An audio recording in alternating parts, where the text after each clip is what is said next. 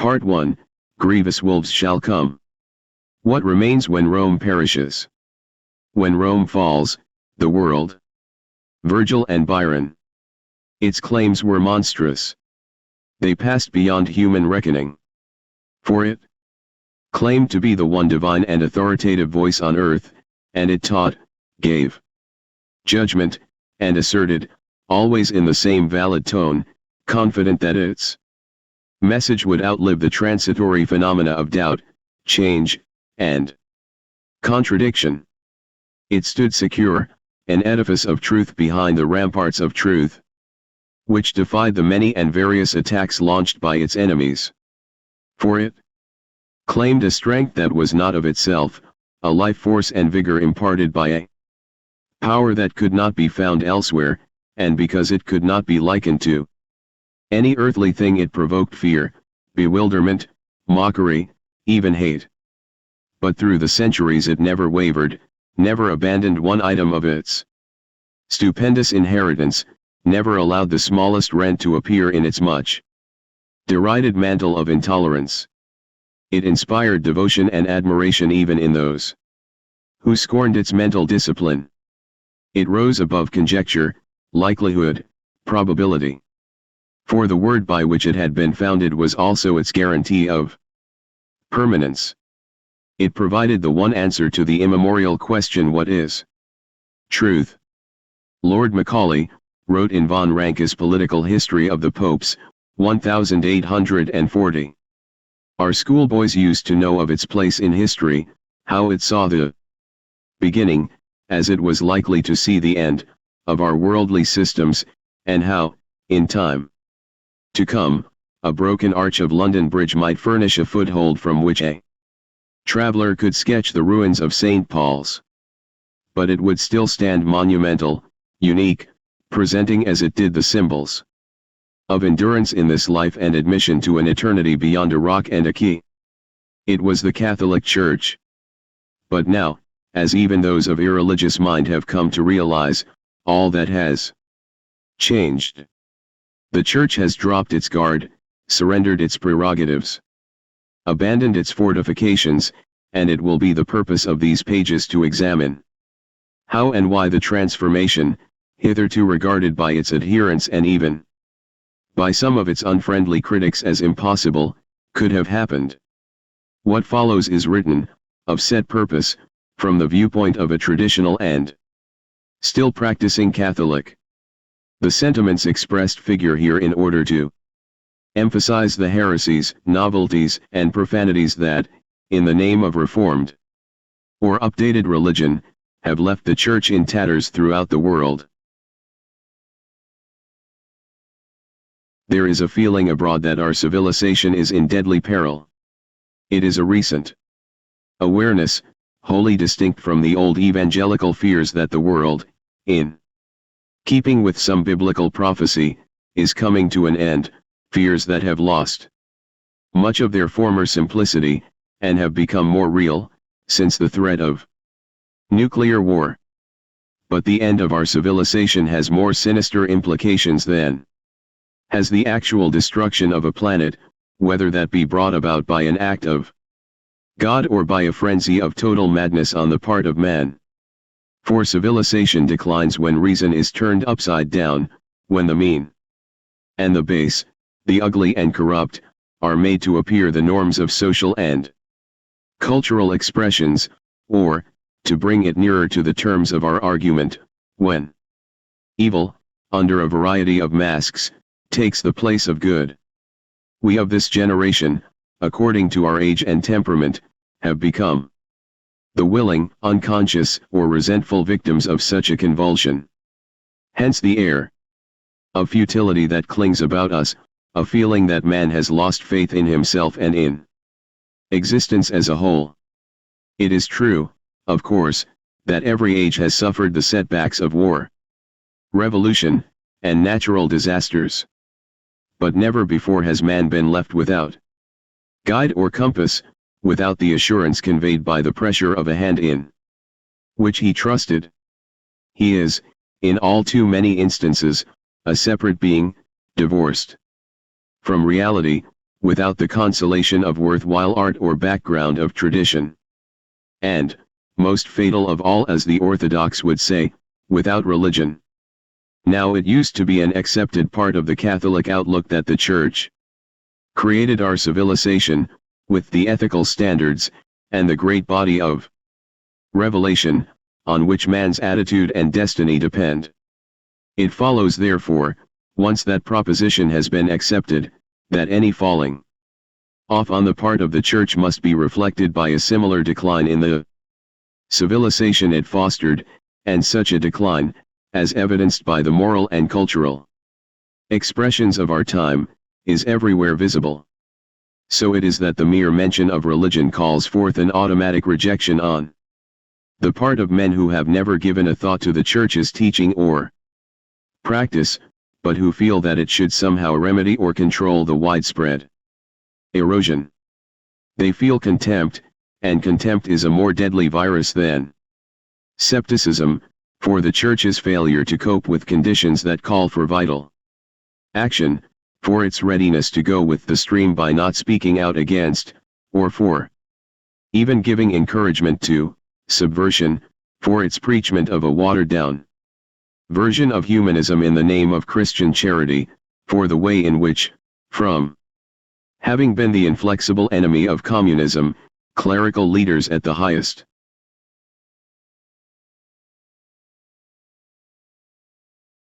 level have taken part in what is called dialogue with those who seek, not only the Church's downfall, but the ruin of society as a whole, for the way in which it has surrendered its once proudly defined credo by admitting that there are more gods in heaven and earth than were dreamt of in its founder's philosophy. This summary of misgivings brings us back to the question posed at the start of our inquiry: what has caused the changes in the Church? Any revolution, such as the French and the Russian, must come into headlong collision with two institutions, the monarchy and the Church. The former, however deeply it may be rooted in lineage and sacramental rite, can be totally disposed of by a single blow.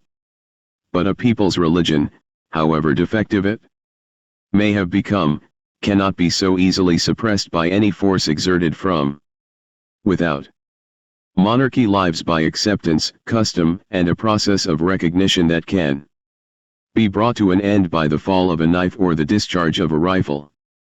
But religion, and especially the Christian, although it may have become discredited and subject to scorn, has so far carried within itself the seeds of resurrection. Time and again, a sentence of death has gone out against it, time and again it has outlived the executioner. That it will continue to do so may be taken for granted. Though whether it will survive in its old untrammeled form, with its stature, infallible voice, and stamp of authority, is another matter. Some will reject that suggestion as unthinkable. Others, while agreeing that the Church has sanctioned a change of emphasis, here and there, will see it as part of the divine plan, and only a few, since it has become a characteristic of our people to reject the mere mention of a conspiracy, will see in it the working out of an age-long and deliberate scheme to destroy the Church from within.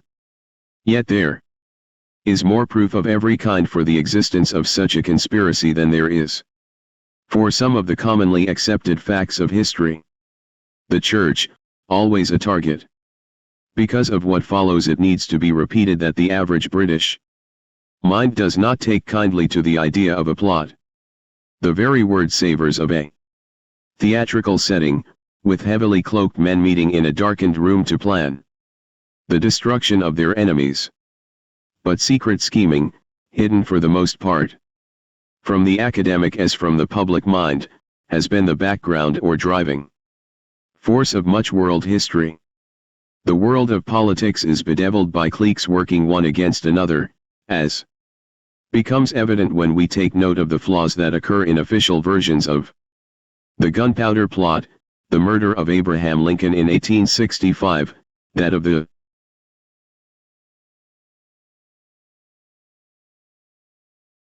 Archduke Francis Ferdinand of Austria at Sarajevo in 1914, the drowning of Kitchener in 1916, the shooting of President Kennedy in 1963, and even nearer to our own time, the mysterious end of Pope John Paul I, to be dealt with later in this volume. The Church has always been the target of anti-religious men who see in its existence a threat to their progress and designs. And I use the word always advisedly, for plotting against the Church occurs as early as the year AD 58. In words spoken by St. Paul to the people of Ephesus, and Paul, a trained Pharisee, when it came to warning against subversion, knew what he was saying. After my departure, grievous wolves shall come in among you, not sparing the flock, and from among your own selves shall issue men speaking perverse things in order to draw away the disciples after them. The urge for world domination, whether by force of arms, culture, or religion, is as old as history. The earliest records, without considering myth or even legend, give proof of it.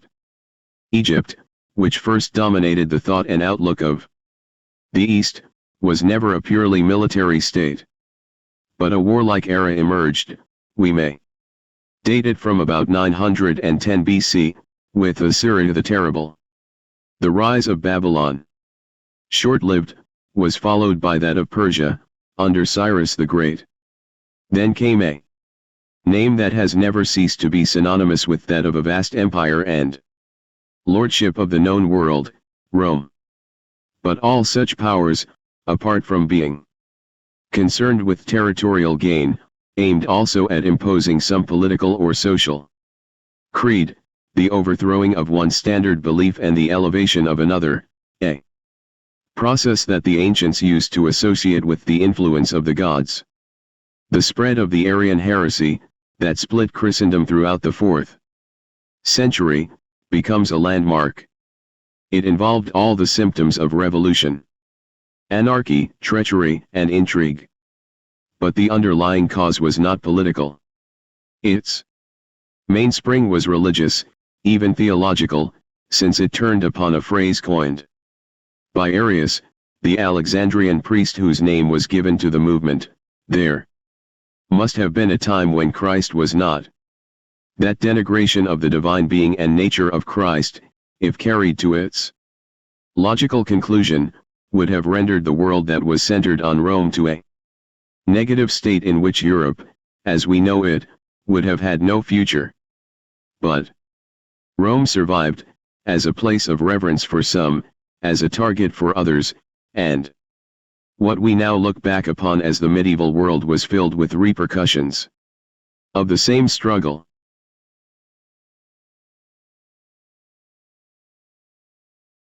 With the consolidation of Rome as a papal power, the objective became a more definite reality, with its purpose never in doubt and always the same, whatever temporal or domestic interpretation was placed upon it.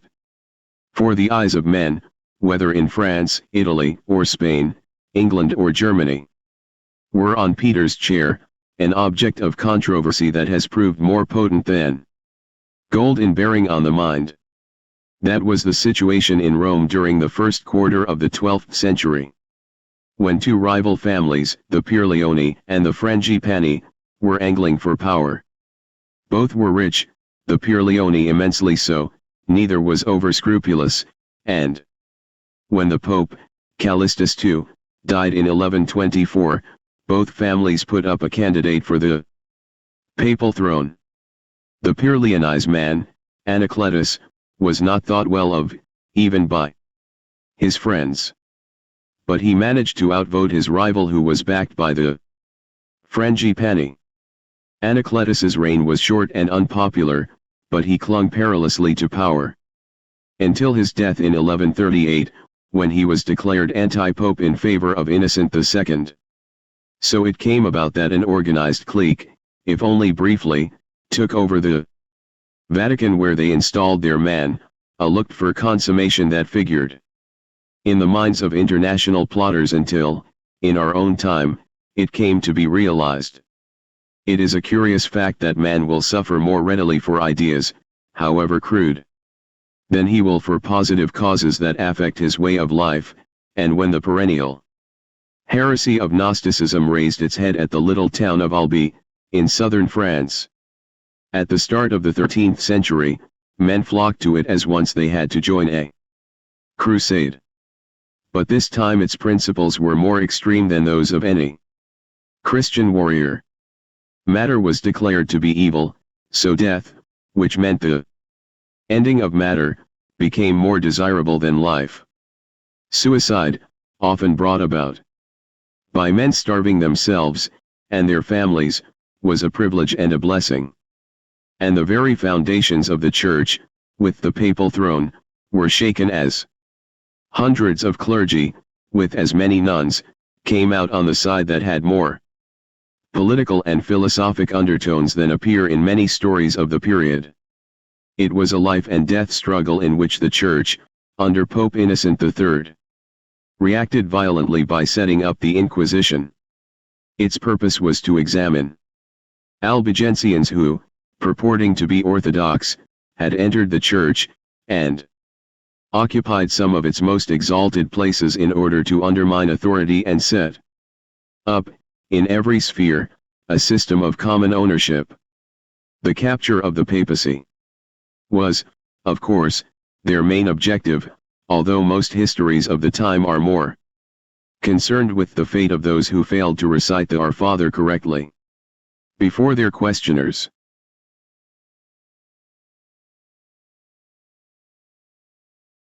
The violence and cruelty of the war that set in has left a permanent mark on history. The terms Albigensian and Inquisition are often employed as useful steps to an argument. Few realize the true significance of the struggle which left the papal throne still secure, so far invulnerable, but always, under several guises, and from any part of Europe, the object of attack. From this time on that attack was more concentrated. It gathered strength. In 1482, at Strasbourg, it gained a new intensity as the enemies of the Pope declared their intention of waging war against him. A document dated 1535, and known as the Charter of Cologne, is evidence of the same hostility, and equally violent echoes of the Albigensian campaign, still insisting that non-existence was preferable to what its followers called the satanic ordering of earthly life, lingered on in a traditionally orthodox and never thickly populated country like Portugal, where the continued activity of the Inquisition was such that, among the dozens of those sentenced to death between the years 1619 and 1627, were 59 priests and nuns. Weishaupt and the Illuminati. During the latter years of the 18th century, a young man was pacing the streets of Ingolstadt, Bavaria, with hatred in his heart and a fixed determination in his mind. His hatred was directed against the Jesuits, the religious society which had trained him and made him a professor of canon law at the local university. A society which has, incidentally, always been a successful breeding ground for nearly every type of saint and assassin. His determination, shared at one time or another by many serious-minded young men, but all too often without dedication, was to work for the overthrow of church and state. But his determination had roots, and Adam Weishaupt, for that was his name, was now reaping the benefit of the society he had come to despise. For the spirit of the first Jesuit, Ignatius Loyola, had come down to even the apostates among his followers. Ignatius had been, as was then not uncommon in his native Spain, a gentleman soldier. He had stood fire, and known the shock of enemy metal. And Adam Weishaupt could view the prospect before him with a military mind. He had thrust, and vision. He knew the value of surprise, which is grounded in secrecy. And he was single-minded. All around him was strife of some sort, and contradiction. He would blend mankind into one whole, eliminate tradition, which differs from people to people, and suppress dogma, which invites more untruths than the one it sets out to establish. Not for the first time, and certainly not for the last, a man set himself apart from his fellows in the name of universal brotherhood. The ideal state that Weishaupt had in mind was, of course, founded on the impossible dream of human perfection, hence his first followers went by the arrogantly priggish name of perfectibilists.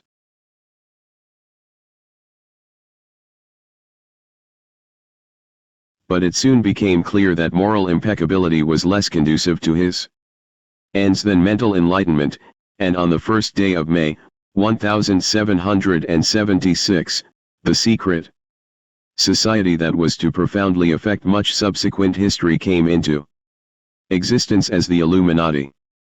The date and certain of its implications are noteworthy. For on May the 1st the great Celtic pagan festival of Beltane was celebrated on hills that, wherever possible, were pyramidal in shape.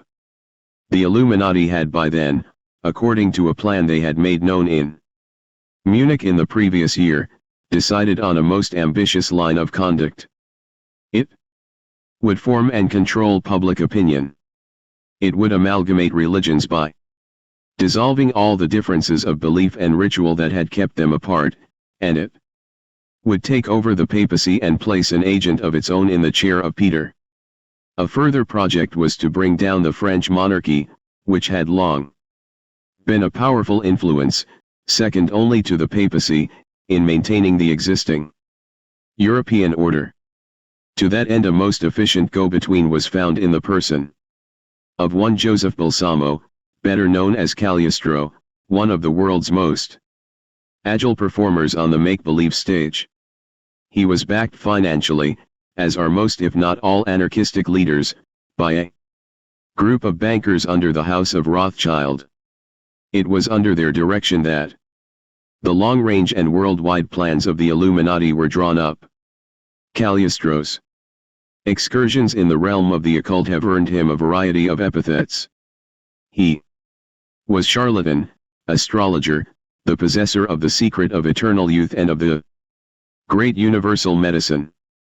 But his claim to be possessed of an other world influence may not have been wholly false. For after having survived the tests that made him a full-blooded Illuminatus, the ceremony took place at night, in an underground vault near Frankfurt.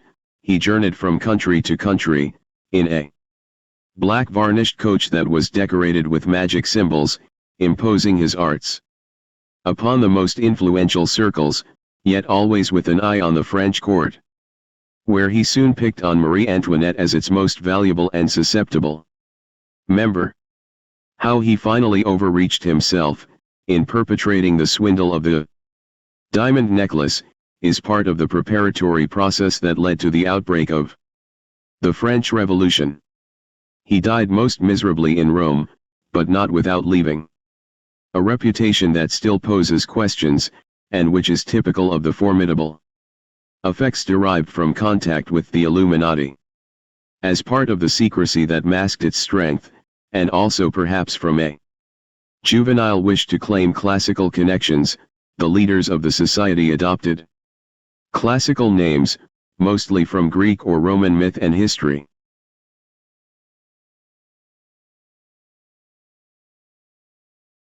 Adam Weishaupt became Spartacus, the name of the Thracian slave who led a revolt against Rome.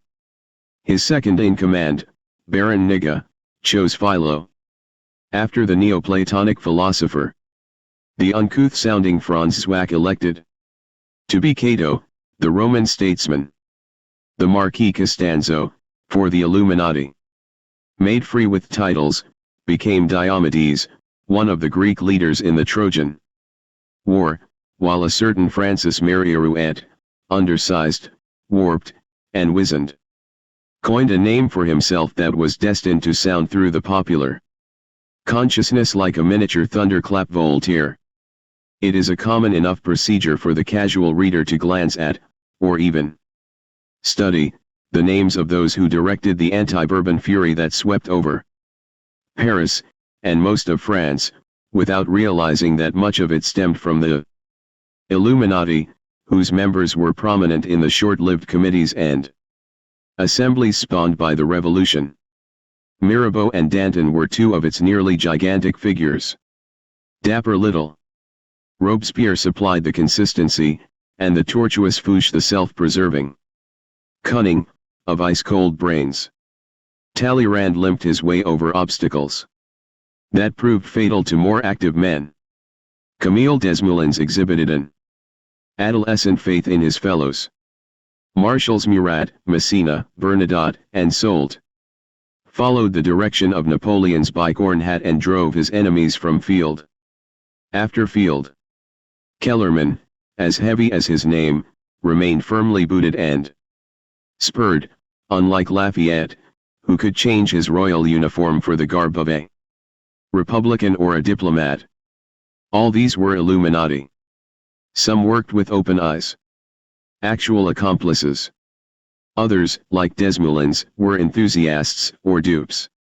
Their influence did not die with them. It was passed on, long after the guillotine had gone out of common use, and could be recognized as the power behind the Directory. It lessened throughout the consulate, but came back, reinforced when Louis XVIII was hoisted onto the throne after Waterloo, and it sparked off the revolution of 1830, which signaled the end of the Bourbons, whom the Illuminati had long before marked down for ruin. The sinister designs of Weishaupt and his society had been made known to the Bavarian government, as the result of a thunderstorm, in 1785. A former priest and henchman of Weishaupt, named Joseph Lanz, had been out in the storm to deliver a message, when he was struck by lightning and killed. His body was taken to the chapel of a Benedictine convent where a nun, who prepared him for burial, found documents sewn into his clothing. Their importance, it soon became clear, reached far beyond the convent, and they were passed to the authorities, who rubbed their eyes on seeing they outlined a plot for overthrowing church and state. Weishaupt was banished from Bavaria.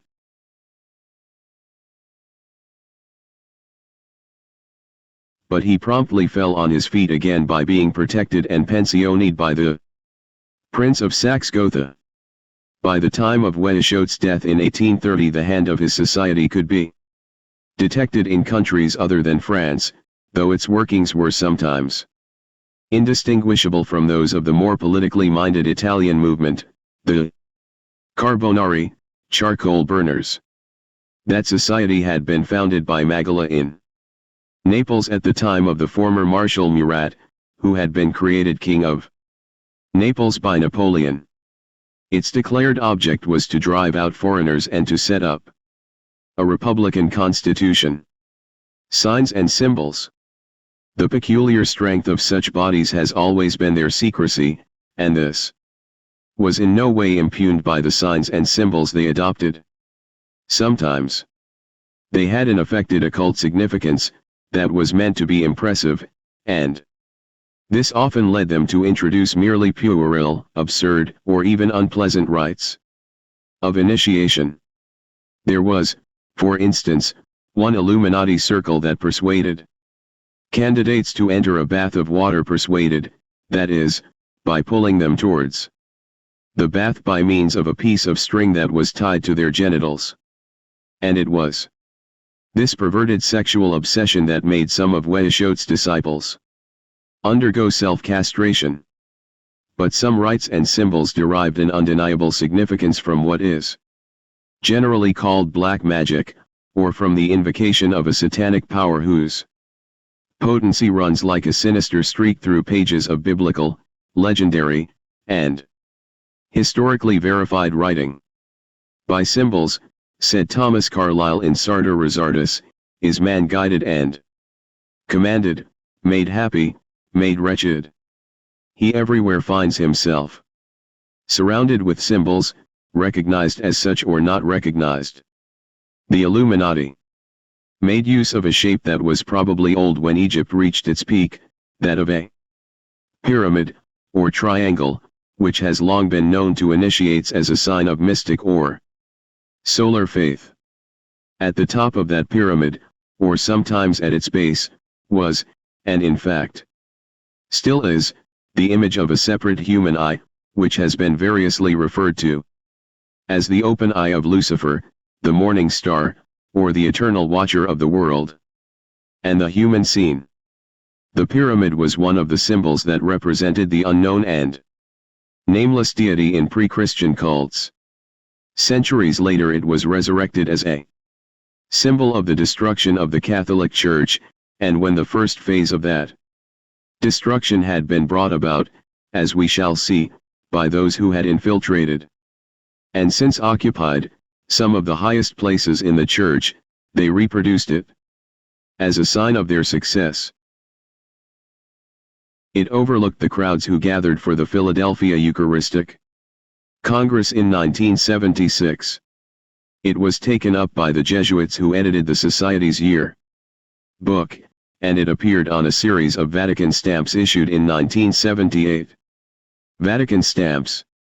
Illustration from the Broken Cross by Piers Compton. The eye, which can be traced back to the Babylonian moon worshippers, or astrologers, came to represent the Egyptian trinity of Osiris, the sun, Isis, the moon goddess, and their child, Horus. Isis also appeared in Athens, Rome, Sicily, and other centers of antiquity under a variety of names including Venus, Minerva, Diana, Cybele, Ceres, Proserpine, and Bellona. The eye came to figure among the mystic solar symbols of Jove, Baal, and Apollo. The eye of the pyramid is implied by the rays. Illustration from the Broken Cross by Piers Compton. There was nothing empty or childish in the Society's claim that its members, as evidenced by the eye, were under constant surveillance. It is understood, so ran a dictum of the Society, that anyone who reveals our secrets, either voluntarily or involuntarily, signs his own death warrant. And those words have been borne out, time and again.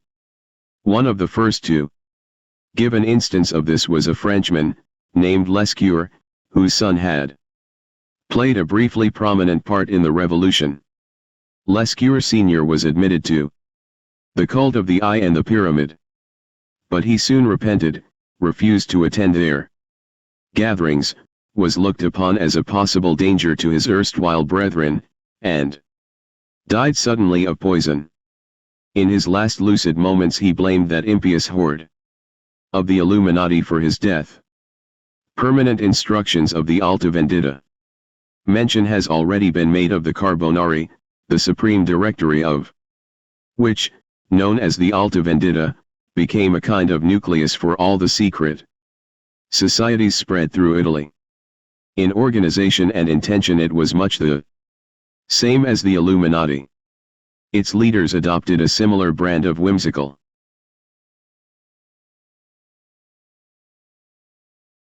appellations, such as Little Tiger, Nubius, Vindex, Minos, and it exhibited the same unremitting hostility towards church and state. This was clearly outlined in a set of permanent instructions, or code of rules, which appeared in Italy in 1818. It was written by Nubius and was addressed to a fellow conspirator called Volpi, with suggested guidelines and news of what had so far been accomplished. Nubius, who appears to have been a man of rank in Rome, starts with a modest appraisal of the not insignificant task that had been entrusted to him. As I told you before, I have been appointed to demoralize the education of the youth of the Church. But he was not unaware of the most difficult obstacle he would have to encounter. One great problem remained. The papacy has always exercised a decisive influence over Italy. With the arm, the voice, the pen, of its Innumerable bishops, monks, nuns, and faithful of all latitudes, the Pope finds everywhere people who are prepared for sacrifice, and even for martyrdom. Friends who would die for him, or sacrifice all for his sake.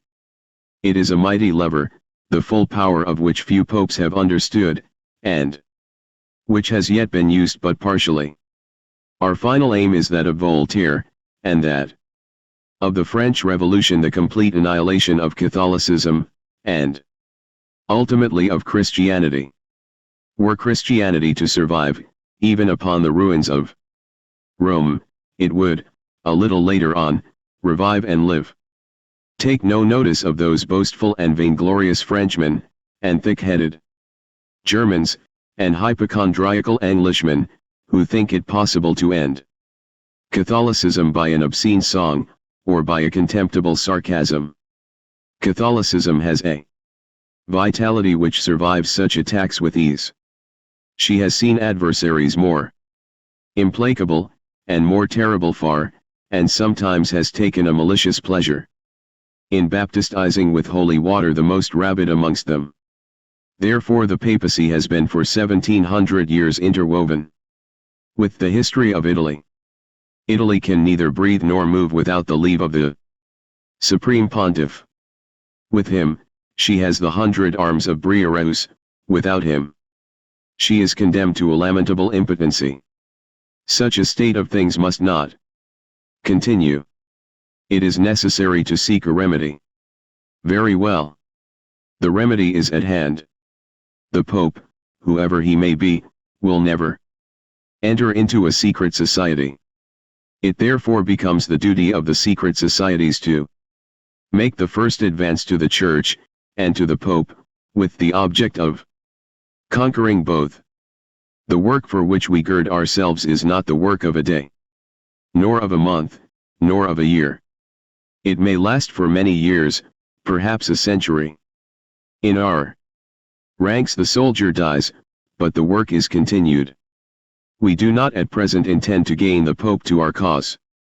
That which we should await, as the Jews await a Messiah, is a Pope according to our wants.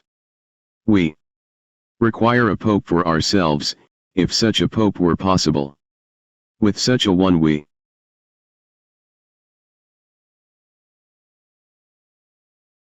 shall march more securely to the storming of the Church, than with all the little books of our French and English brothers. And why? Because it were useless to seek with these alone to split the rock upon which God has built the Church. We should not want the vinegar of Hannibal. Note reference to Carthaginian hero, nor gunpowder, nor even our arms, if we had but the little finger of the successor of Peter engaged in the plot. That little finger will avail us more for our crusade than all the Aubins and Saint Bernards for the crusade of Christianity. We trust that we may yet attain the supreme object of our efforts. Little can be done with the old cardinals and with prelates of decided character. In our magazines, either popular or unpopular, we must find the means to utilize, or ridicule, the power in their hands. A well-invented report must be spread with tact amongst good Christian families. Such a cardinal, for instance, is a miser, such a prelate is licentious. These things will spread rapidly in the cafes, thence to the squares, and one report is sometimes enough to ruin a man. If a prelate arrives in a province from Rome to officiate at some public function, it is necessary at once to become acquainted with his character, his antecedents, his temperament, his defects, especially his defects. Give him a character that must horrify the young people and the women, describe him as cruel, heartless, or bloodthirsty, relate some atrocious transaction which will cause a sensation amongst the people. The foreign newspapers will learn and copy these facts, which they will know how to embellish according to their usual style. Apart from the earlier indications, the main purpose of the plot, to gain control of the papacy, had been brought to light in Florence by an opponent of the secret societies named Simonini, who carried the news of their intention to Pius VII. But the Church could do little more in the way of defense than issue warnings, while the Carbonari, reinforced by the positive declarations uttered by the Alta Vendita, pressed home its attacks. A few years after that document was issued, Little Tiger addressed the Piedmontese group of the Society in the following terms. Catholicism must be destroyed throughout the whole world. Prowl about the Catholic sheepfold and seize the first lamb that presents itself in the required conditions. Go even to the depths of convents.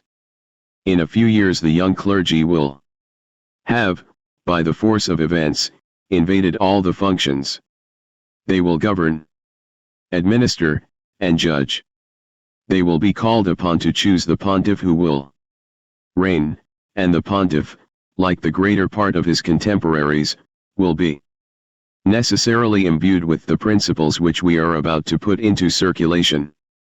It is a little grain of mustard which we will place in the earth, but the Son of Justice will develop it to become a great power, and you will see one day what a rich harvest that little seed will produce.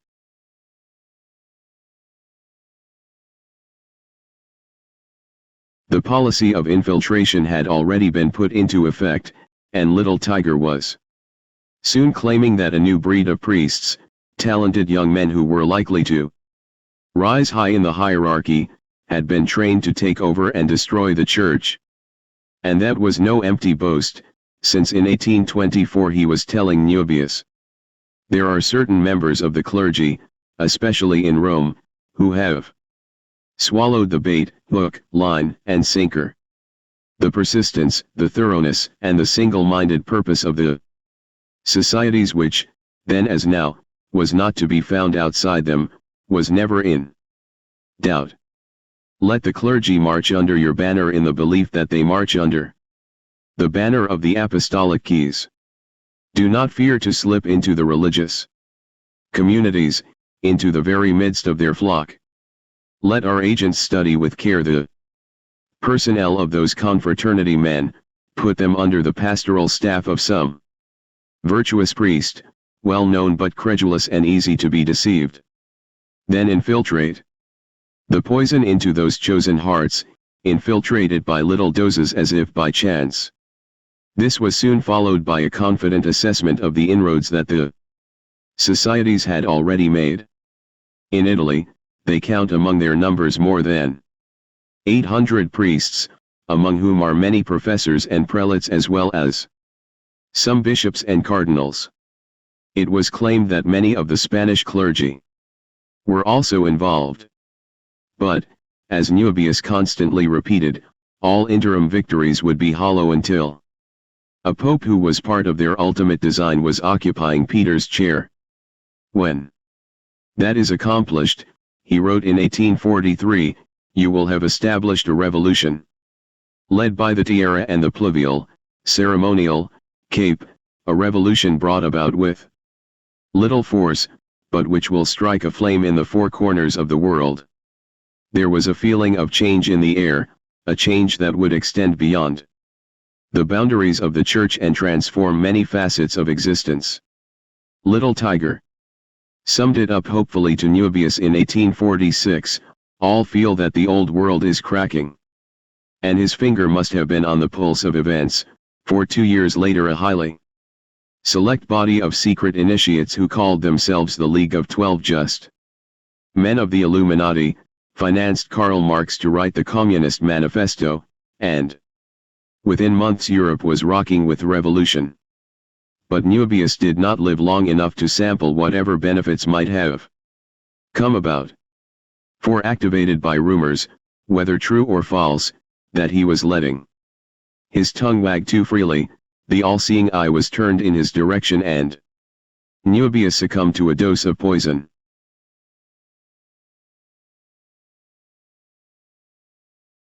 We of this generation have lived through, and are still encountering, the political and religious aftermaths of a struggle whose causes were hidden from those who witnessed its early stages, just as they are from us who are blindly groping a way through its secondary phases. For its perpetrators, and their operations, are masked by secrecy, a secrecy so continuous, and profound, that it cannot be matched elsewhere. When the French author, Cretin Joly, brought the sinister import of the Alta Vendita to the notice of Pope Pius IX, 1846–78, who allowed his name to be used as a guarantee of its authority, the event, that should have called for a fanfare of silver trumpets, was drowned by the petty whistling of parliamentary verbiage and cant. And when Adolphe Crémieux, Minister of Justice, as reported in Les Archives, Paris, in November 1861, voiced the precept that nationalities must disappear, religion must be suppressed, the circles that framed such statements saw that they were never diffused as forecasts of a condition that would clamor for widespread acceptance in less than a century. Again, a reader of the Times, in Victorian England, would have noted, perhaps with an insular distaste for everything Latin, the disorders that flared from time to time in Spain, Portugal, Naples, and the Papal States. In seeking an explanation, the word Dagos might have suggested itself. But one thing is certain. He would never have thought that the man who masterminded the turmoil was no less a person than Lord Palmerston, who was the Queen's Foreign Secretary between the years 1830 to 51, Prime Minister in 1855, and again in 1859 until his death in 1865. For behind those parliamentary titles, he was known to his fellow conspirators as Grand Patriarch of the Illuminati, and therefore controller of all the sinister complex of secret societies. Glance at some of their political designs: the achievement of a united Italy under the House of Savoy, the annexation of papal territory, the reconstitution of a Polish state, the deprivation of Austria, and the consequent rise of the German Empire. Each of those objectives, irrespective of time, was set down on the Illuminati's agenda. Each has been attained, and Benjamin Disraeli, who knew the whole business of plot and counterplot, doubtless had Palmerston's machinations in mind when he said, in 1876, "The governments of this country have to deal, not only with governments, kings, and ministers, but also with secret societies, elements which must be taken into account, which at the last moment can bring all plans to naught, which have agents everywhere, who incite assassinations and can, if necessary, lead a massacre." Luciferians and the Italian Revolution.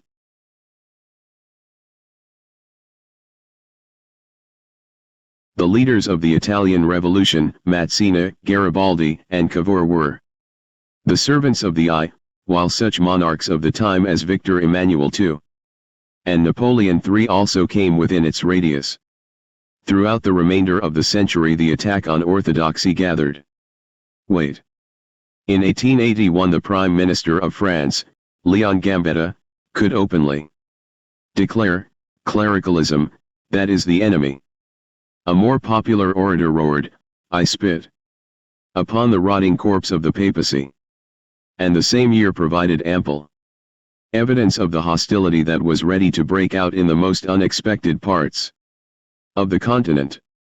For when the body of Pius IX was being transferred from the Vatican Basilica to the Church of St. Lawrence outside the walls, the cortege was attacked by a mob armed with cudgels. Amid their shouted obscenities a street battle developed before the body of the dead pope could be saved from being flung into the Tiber. The authorities, siding with the rioters, took no action. So in that way, and by many devious routes, the contests of early Christian times, and of the Middle Ages, were being continued. But now the Church's enemies were shifting their attacks from open warfare to peaceful penetration, which was more in keeping with the spirit of the time. What we have undertaken, proclaimed the Marquis de Franquerie in the middle of the last century, is the corruption of the people by the clergy, and that of the clergy by us, the corruption which leads the way to our digging the churches grave. An even more confident prediction, and on a new note, was made some 60 years later. Satan must reign in the Vatican. The Pope will be his slave. Confirmation of this, and in much the same words, was to be given in a revelation received by 3 illiterate children aged 10, 8, and 7, respectively, at the little town of Fatima in Portugal in 1917. It took the shape of a warning that, at that time of day, seemed frankly ridiculous. Satan will reign even in the highest places. He will even enter the highest position in the church. Some indication of the prophetic, or carefully planned projects of the secret societies, may be read into a letter addressed to Mazzini, dated April 15, 1871, and catalogued in the British Museum Library. At that time wars were conducted on a comparatively small and restricted scale, but this letter, written more than 40 years before the First World Conflict started, may be interpreted as a forecast of the Second World War, together with more possible hints of a third and still greater catastrophe that is yet to come. Here it is quoted.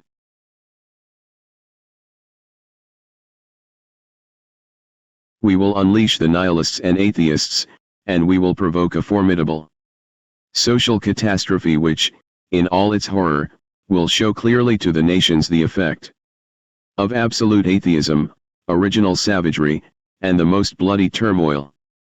Then everywhere the citizens, obliged to defend themselves against the majority of world revolutionaries, will extinguish the destroyers of civilizations, and the multitude, disillusioned with Christianity, whose deistic spirits will be from that time without compass, anxious for an ideal, but without knowing where to render its adoration, will receive the true light through the universal manifestation of the pure doctrine of Lucifer, brought finally out to the public view, a manifestation which will result from the general revolutionary movement which will follow the destruction of Christianity and atheism, both conquered and exterminated at the same time.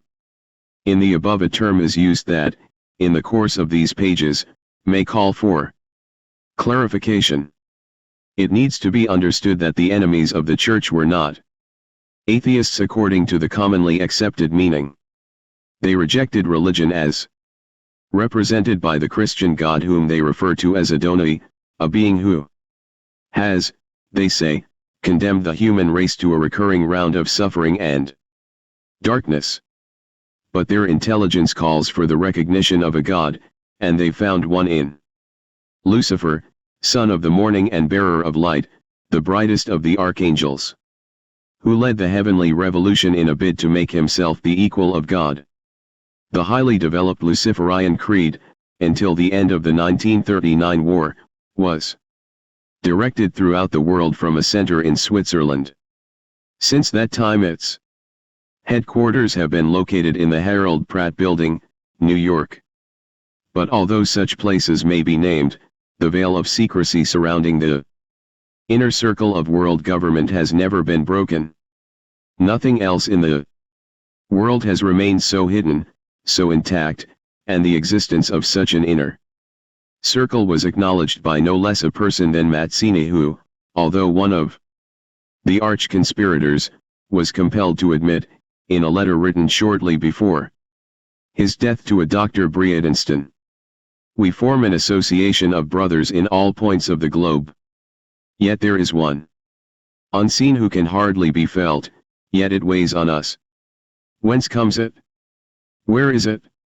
No one knows, or at least, no one talks. This association is secret even to us, the veterans of secret societies." The Voice, the Universal Brotherhood magazine, first published in England in 1973, later transferred to Somerset West, Cape Province, South Africa, has this to say about it.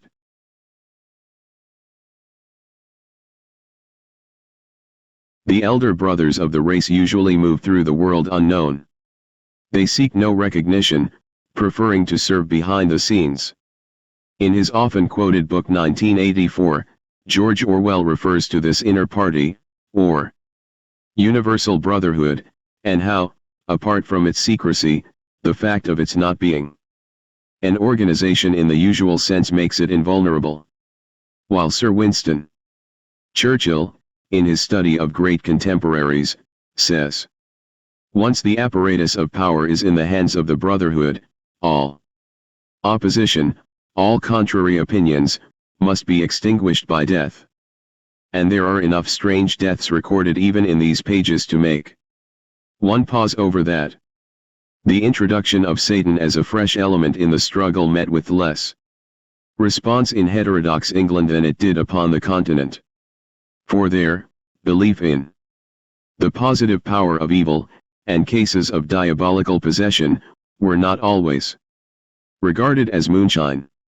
What had happened at the Ursuline convent at Louviers, in Normandy, and at another convent, also Ursuline, at Aix-en-Provence, in the region of Marseilles, both in the 17th century, could still inspire nervous glances over the shoulder.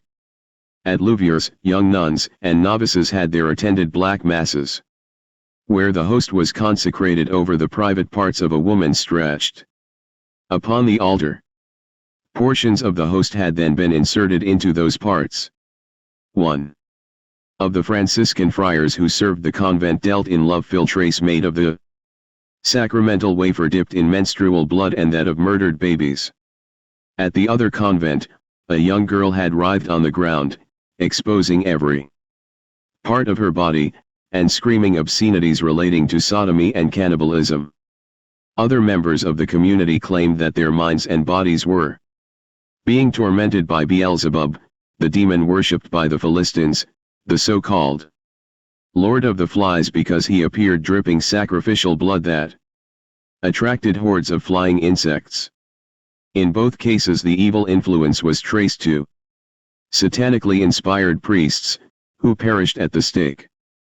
Part of the evidence, at the trial of one, was a pact with Satan signed in the priest's blood.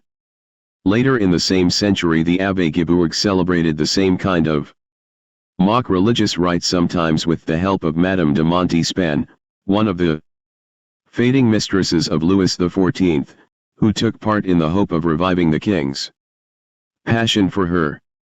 There again the blood of a murdered child, and that of a bat, mingled with the sperm of the officiating priest to boost the sacramental wine.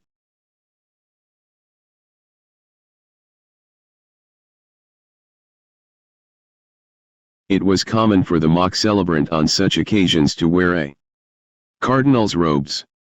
Black candles stood on the altar.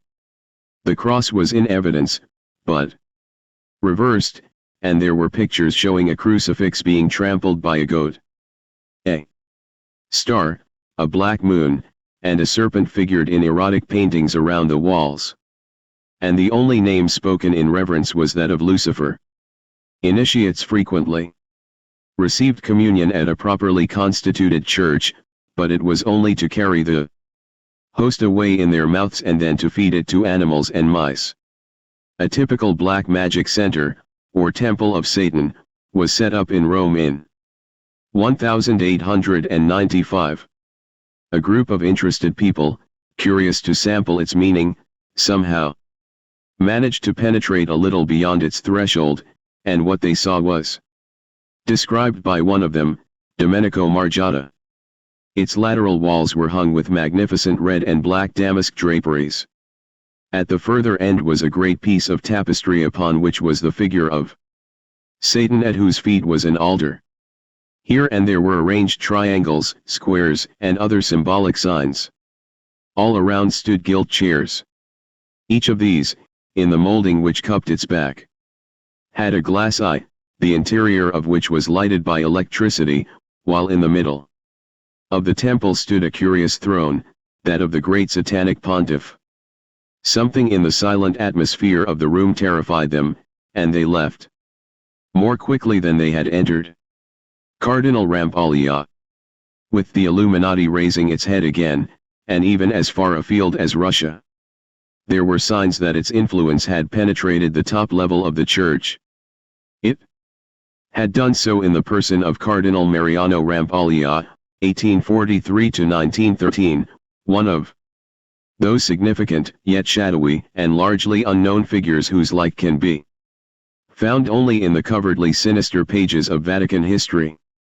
A native of Sicily, and a liberal in outlook, he entered papal service during the pontificate of Leo XIII, and had been Secretary of Propaganda before becoming Secretary of State.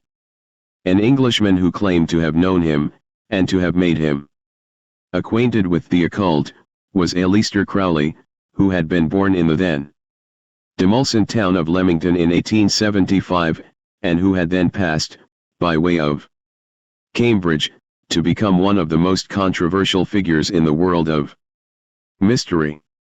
People of intelligence still shake their heads over trying to answer such questions as to whether he was a master of the black arts, a dabbler in them, or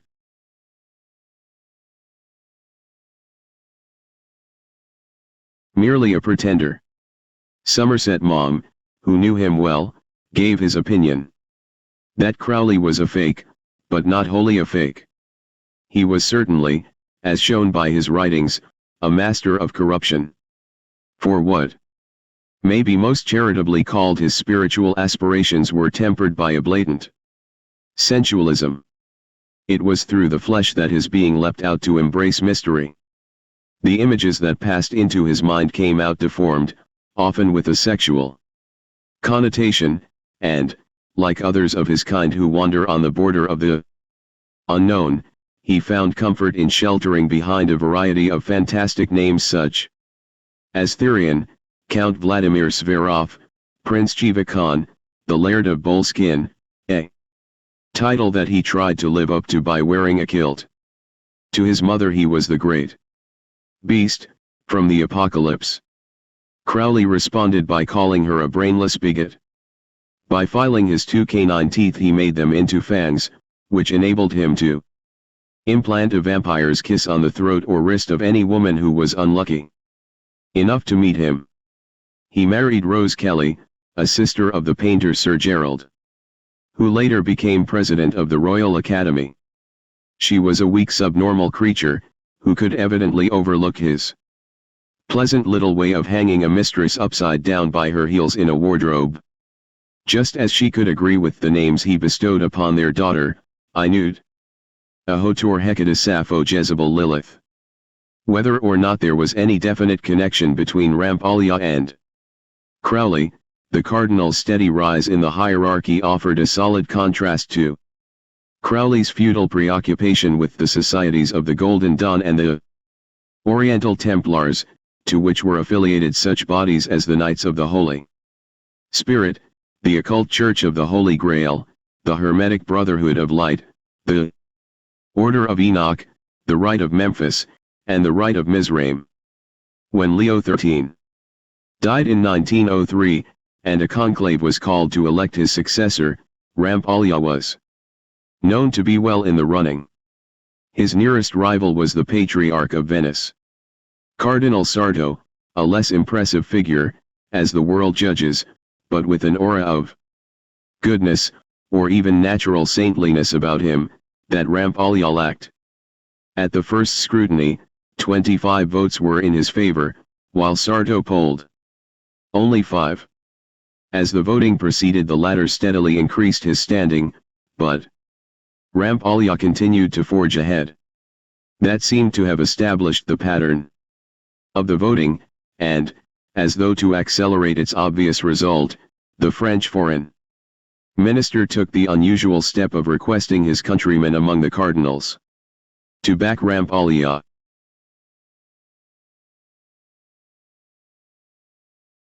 Were hidden strings being pulled? Almost certainly they were. But if so, the Sicilian's opponents, who may have been aware of his being a suspected Illuminatus, came forward with a last-minute objection that dashed his claim. The emperors of Austria, who were still recognized as legatees of the non-existent Holy Roman Empire, had been invested with the hereditary right to exercise a veto on candidates for the papal throne whom they found unacceptable. That veto was now expressed by the Cardinal of Krakow, a city that was then in Austria, in the name of the Emperor Franz Joseph of Austria. Some said it was the veto of the Holy Ghost. Rampala's hopes foundered, and the mind of the conclave swung round in favor of his nearest challenger, Sarto, who became Pope Pius X. But it was not generally believed that the veto expressed by the very Catholic Emperor of Austria was alone responsible for barring Rampala's way. Though he never, after the conclave, played any influential role in Rome. After his death, Rampala's papers passed into the keeping of Pius X. After reading them he put them aside with the comment, "The unhappy man. Burn them." The papers were put on the fire in the Pope's presence, but enough of them survived to furnish material for an article that appeared in La Libre Parole in 1929 in Toulouse. Some of the papers emanated from a secret society, the Order of the Temple of the Orient, and they provided proof that Rampalla had been working for the overthrow of church and state. A notebook, discovered at the same time, throws a surprising sidelight on the possible Aleister Crowley connection, for several of the societies affiliated to the Temple of the Orient were those which have already been named, such as the Occult Church of the Holy Grail, and the Rite of Mizraim, in all of which Crowley exercised some great or small influence. So it may have been that in the last days of world peace the secret societies came very near attaining, through Rampalla, their centuries-old goal by claiming a pope of their own. Secret Convention of 1936. Growing chaos, and the replacement of traditional values by those of a new order, which were the tangible effects of the 1914 war, were seized upon as offering favorable opportunities to those who never ceased regarding the Church as their one great enemy. For early in 1936 a convention of secret societies was held in Paris, and although attendance was strictly limited to those in the know, English and French observers managed to be present.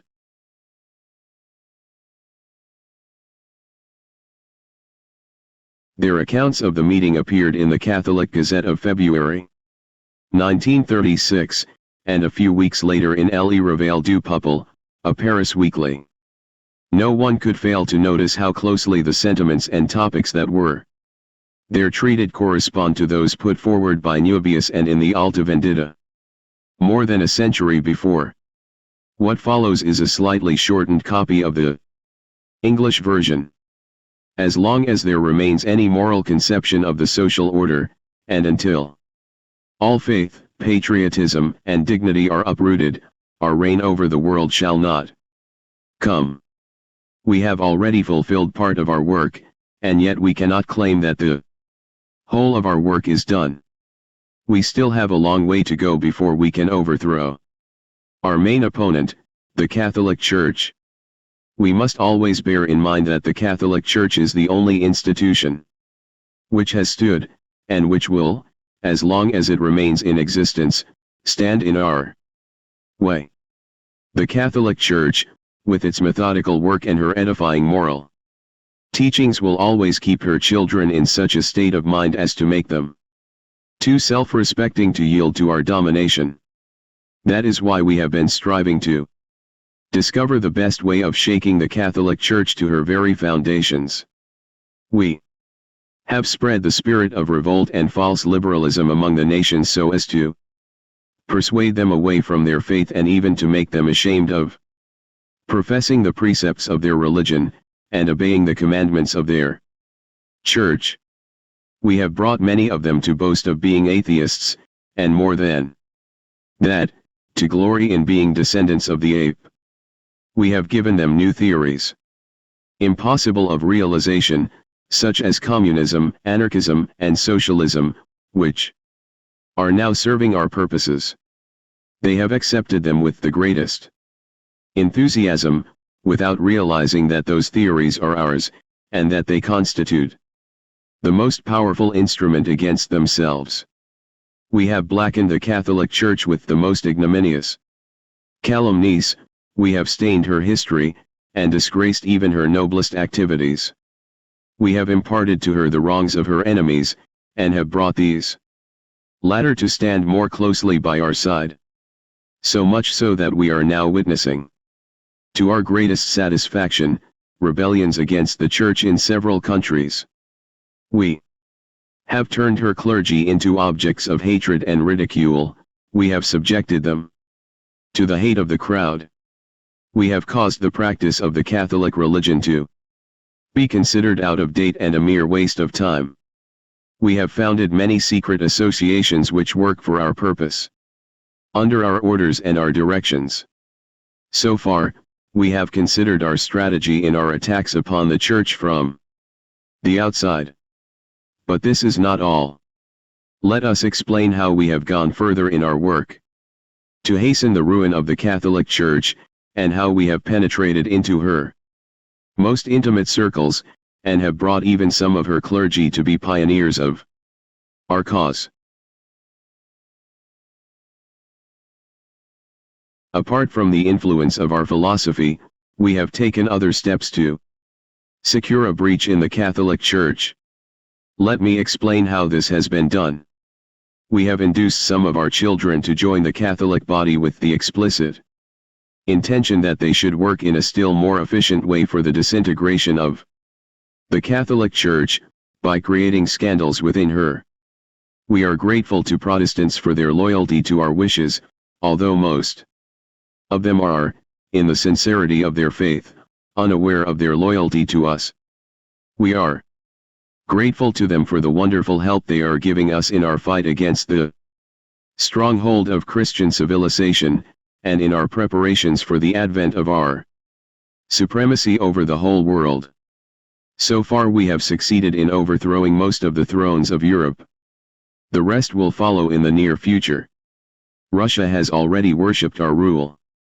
France is under our thumb. England, in her dependence upon our finance, is under our heel, and in her Protestantism is our best hope for the destruction of the Catholic Church. Spain and Mexico are but toys in our hands. And many other countries, including the United States of America, have already fallen before our scheming. But the Catholic Church is still alive. We must destroy her without the least delay and without the slightest mercy. Most of the press of the world is under our control. Let us intensify our activities. Let us spread the spirit of revolution in the minds of the people. They must be made to despise patriotism and the love of their family, to consider their faith as a humbug, their obedience to the Church as a degrading servility, so that they may become deaf to the appeal of the Church and blind to her warnings against us. Let us, above all, make it impossible for Christians outside the Catholic Church to be reunited with her, or for non-Christians to join the Church, otherwise our domination over them will never be realized.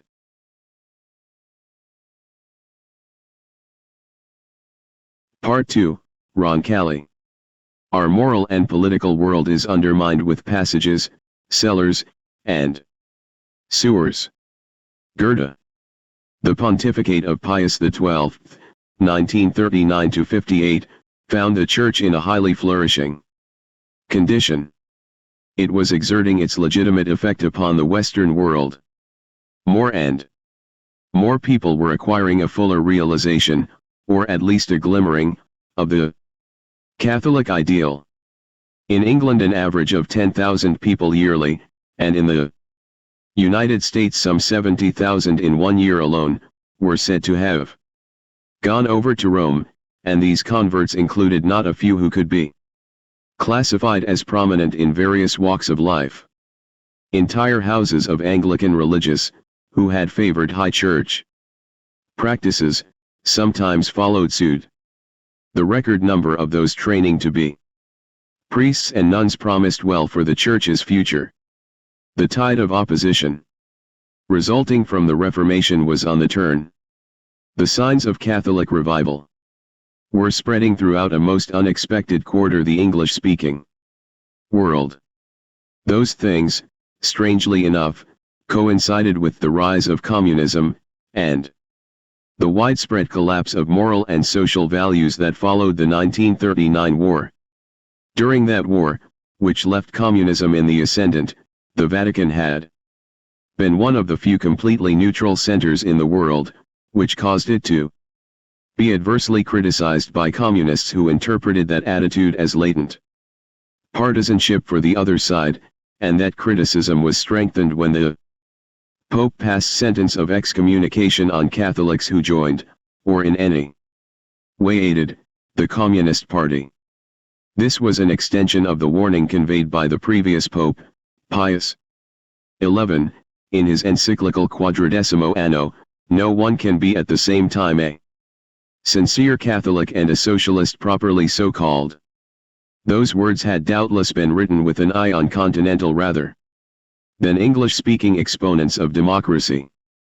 But they nonetheless implied condemnation, not only of revolutionary principles, but also of the milder forms of political expression that, when put to the test, encourage subversion. There it was. The dividing line between Rome and her enemies had been firmly drawn. Both sides had issued their challenge and flourished their blazon.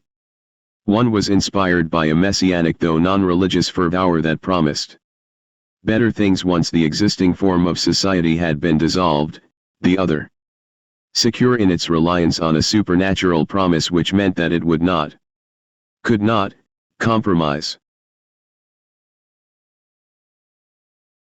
The bishop in question was Angelo Giuseppe Roncalli.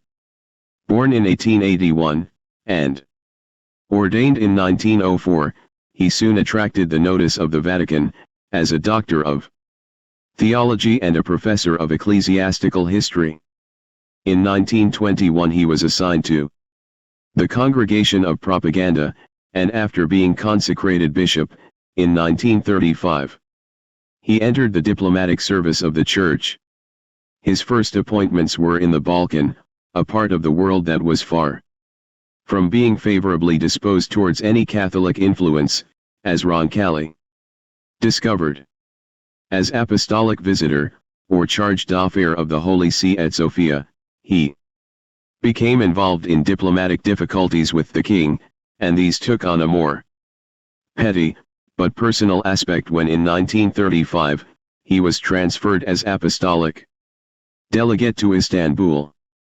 There the current fervor for modernization, under Mustafa Kemal, was in full swing.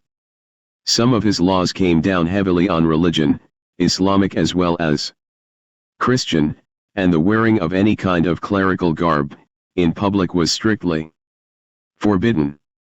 The use of ecclesiastical titles was also proscribed. Roncalli was made to feel that he was in a kind of straitjacket, never really free but watched and spied on, and his moves reported. Any contacts he might have developed were few and far between, and his invariable habit, and the end of the day, was to go home quietly, a foreign and anonymous passerby.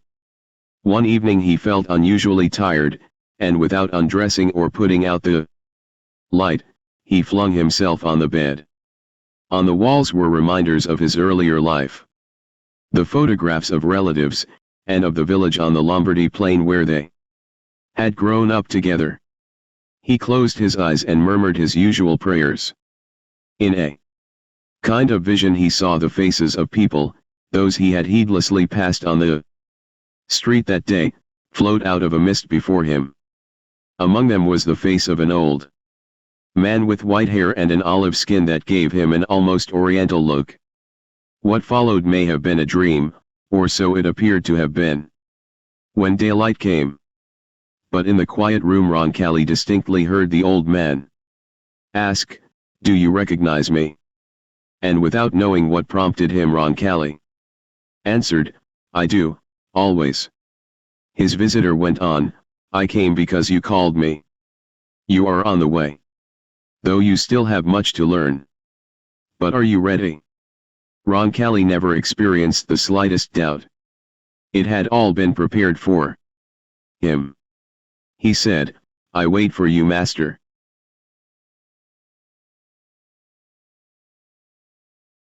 The old man smiled and asked 3 times, if Roncalli would recognize him. Again, and Roncalli answered 3 times, that he would. Even the coming of morning did not make the experience seem unusual. It would, Roncalli knew, be repeated, in a way that would give it no ordinary meaning. He knew that time had come when he found the same old man waiting outside his lodgings, and he also felt that a more familiar situation had developed, which caused Roncalli to ask if he would join him at table. The old man shook his head. "It is another table we must dine tonight." So saying, he set off, with Roncalli following, into a quarter of quiet dark streets that the latter had never entered. A narrow opening led to a door at which Roncalli stopped, as if by instinct, while the old man told him to go up and wait for him. Beyond the entrance was a short staircase, and then another. There was no light, but in the almost total darkness there seemed to be voices from above, directing Roncalli's footsteps to go on. He was brought to a stop by a door, smaller than the others, which was slightly ajar, and Roncalli, pushing that open, found himself in a wide room, pentagonal in shape, with bare walls and 2 large windows that were closed. There was a big cedarwood table in the center, shaped like the room. Against the walls were 3 chairs, one holding a linen tunic, 3 sealed envelopes, and some colored girdles. On the tables was a silver-hilt sword, the blade of which, in the partial light made by 3 red candles in a 3-branched candelabra, appeared to be flaming. 3 other candles in a second branched holder had not been lighted. There was a censer about which were tied colored ribbons, and 3 artificial roses, made of flimsy material, and with their stalks crossing each other. Near the sword and the censer was an open Bible, and a quick glance was enough to show that it was open at the Gospel of St. John, telling the mission of John the Baptist, passages which had always held a peculiar fascination for Roncalli. A man appeared from God whose name was John.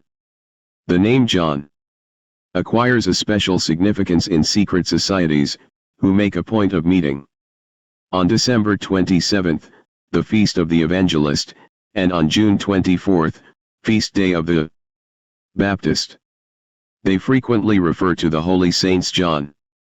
Roncalli heard light footsteps behind him and turned from the table. It was someone he was to hear addressed, as Roncalli had called him, the master. He was wearing a long linen tunic that reached to the ground, and a chain of knots, from which hung various silver symbols, about his neck. He put a white-gloved hand on Roncalli's shoulder. "Kneel down, on your right knee." While Roncalli was still kneeling, the master took one of the sealed envelopes from the chair. He opened it so that Roncalli was able to see that it contained a sheet of blue paper on which was written a set of rules. Taking and opening a second envelope, the master passed a similar sheet to Roncalli, who, standing by them, saw it was inscribed with 7 questions. "Do you feel you can answer them?" asked the master. Roncalli said that he did, and returned the paper. The master used it to light one of the candles in the second holder. "These lights are for the masters of the past who are here among us," he explained. Note: the masters are said to be perfect beings, the masters of humanity, who have passed through a series of initiations to a state of higher consciousness. He then recited the mysteries of the order in words that seemed to pass into and through Roncalli's mind without remaining there, yet he somehow felt they had always been part of his consciousness. The master then bent over him. We are known to each other by the names we choose for ourselves. With that name, each of us seals his liberty and his scheme of work, and so makes a new link in the chain. What will your name be? The answer was ready. There was no hesitation.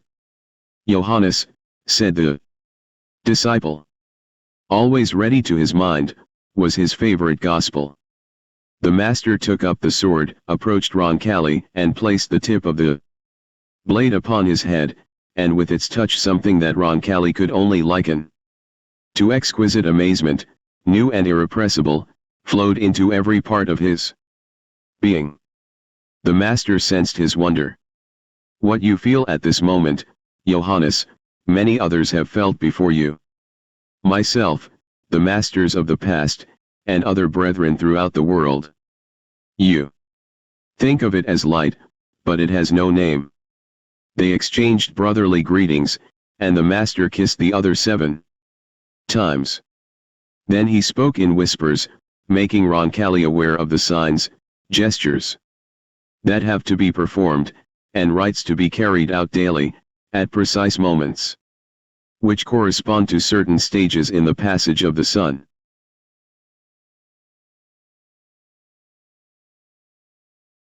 Exactly at those points, 3 times each day, our brethren all over the world are repeating the same phrases and making the same gestures.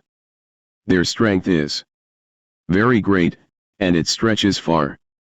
Day after day its effects are felt upon humanity. The master took the remaining sealed envelope, opened it, and read the contents to Johannes. They concerned the formula of the oath, with a solemn undertaking not to reveal the order's secrets, and to promise to work always for good, and most important of all, to respect the law of God and his ministers, a somewhat ambiguous stipulation in view of what their surroundings implied.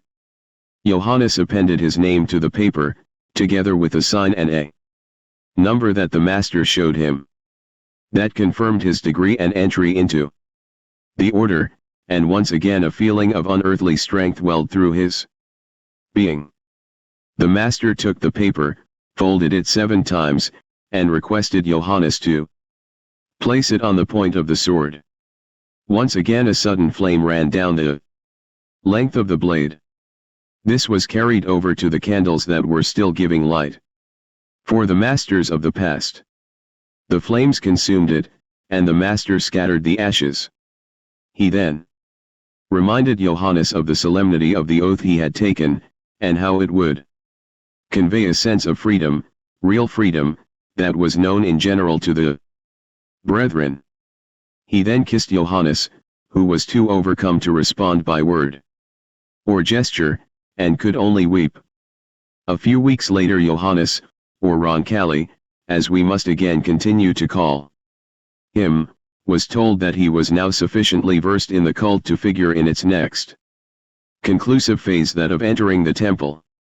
The master prepared him for what, he never disguised from Roncalli, would be an ordeal, and Roncalli's apprehension increased when he found that no one like himself, an initiate of only the 1st degree, was allowed to enter the temple unless a task of great importance was about to be entrusted to him. What could be ahead for Roncalli?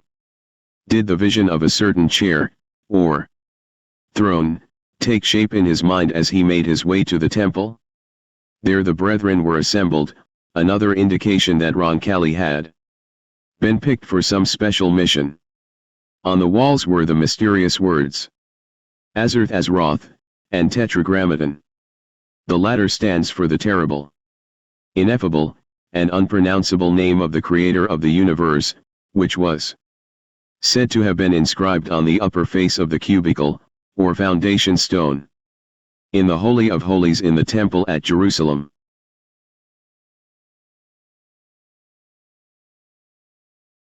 It figures in the pattern that is used for the evoking of evil spirits, or sometimes as a protection from them, a pattern that is known as the Great Magic. Circle is drawn between the two circles, which are composed of endless lines as symbolizing eternity. Various articles such as a crucifix, some herbs, and bowls of water, which is said to influence evil spirits, are placed. Also in the temple was a cross, picked out in red and black, and the number 666, the number of the beast in the Apocalypse. The secret societies, aware of the general ignorance regarding them, are now confident enough to show their hand. The American people are being made familiar with the mark of the beast. On forms, brands of advertised goods, public notices, and is it mere coincidence that 666 is part of the code used in addressing letters to the British now serving May 1982, in the South Atlantic, during the war with Argentina? Those numbers, said to be all-powerful in the working of miracles and magic, are associated with the solar god of Gnosticism. The Gnostics, a sect that flourished in the early Christian centuries, denied the divinity of Christ, disparaged revelation, and believed that all material things, including the body, were essentially evil. They held that salvation could only be achieved through knowledge. Their name is derived from the Greek gnosis, knowledge. The gospel stories they taught are allegories, the key to which is to be found in a proper understanding of Neph, the sun god, who is represented as a serpent, and who is said to be the father of Osiris, and so the first emanation of the Supreme Being, and the Christos of their sect.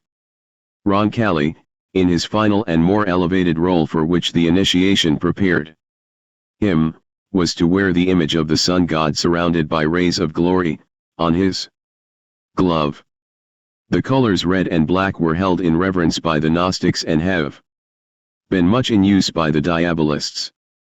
They are also the colors of Kali, the divine mother of Hindu mythology, thus providing one of the several resemblances that occur between deviations from Christianity and pre-Christian cults.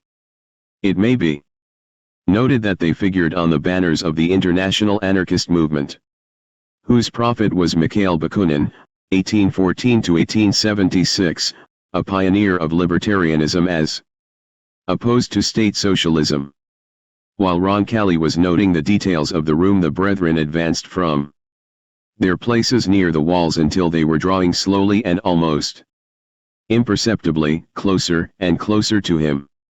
When they had formed a chain, they pressed forward, touching him with their bodies, as a sign that their strength, which had been tried and proven in earlier ceremonies, was being transmitted to him.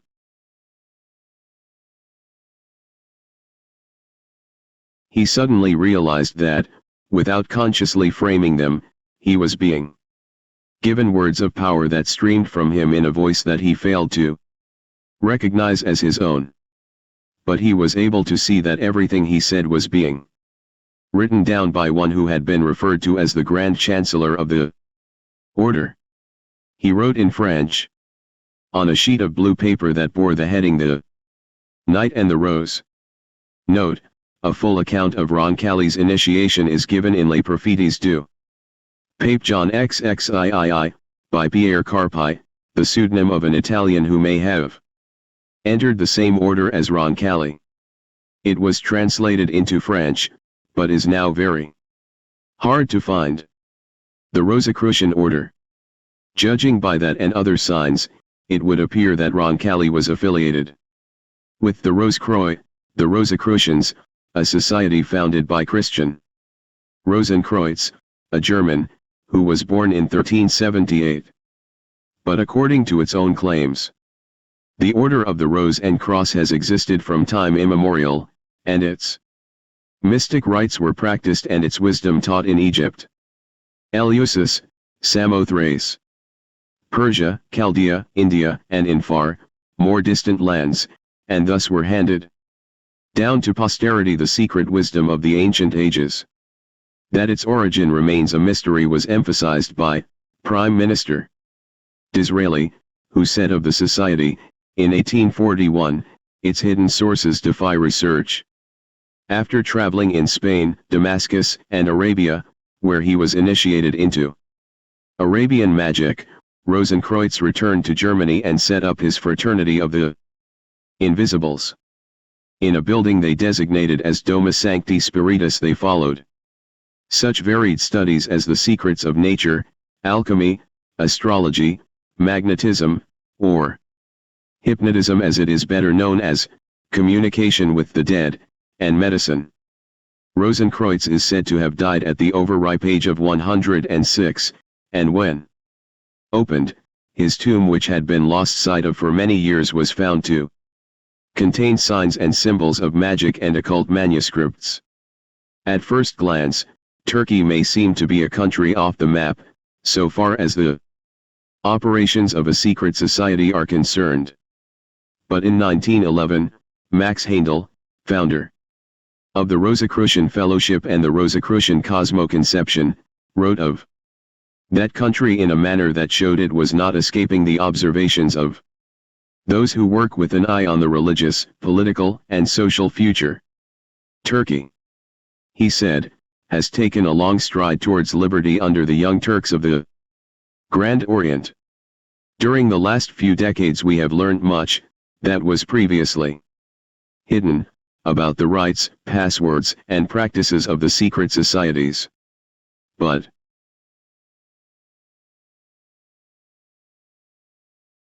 there are few indications of the way in which they choose, from their mainly inactive rank and file, those who are looked upon as capable of furthering their designs.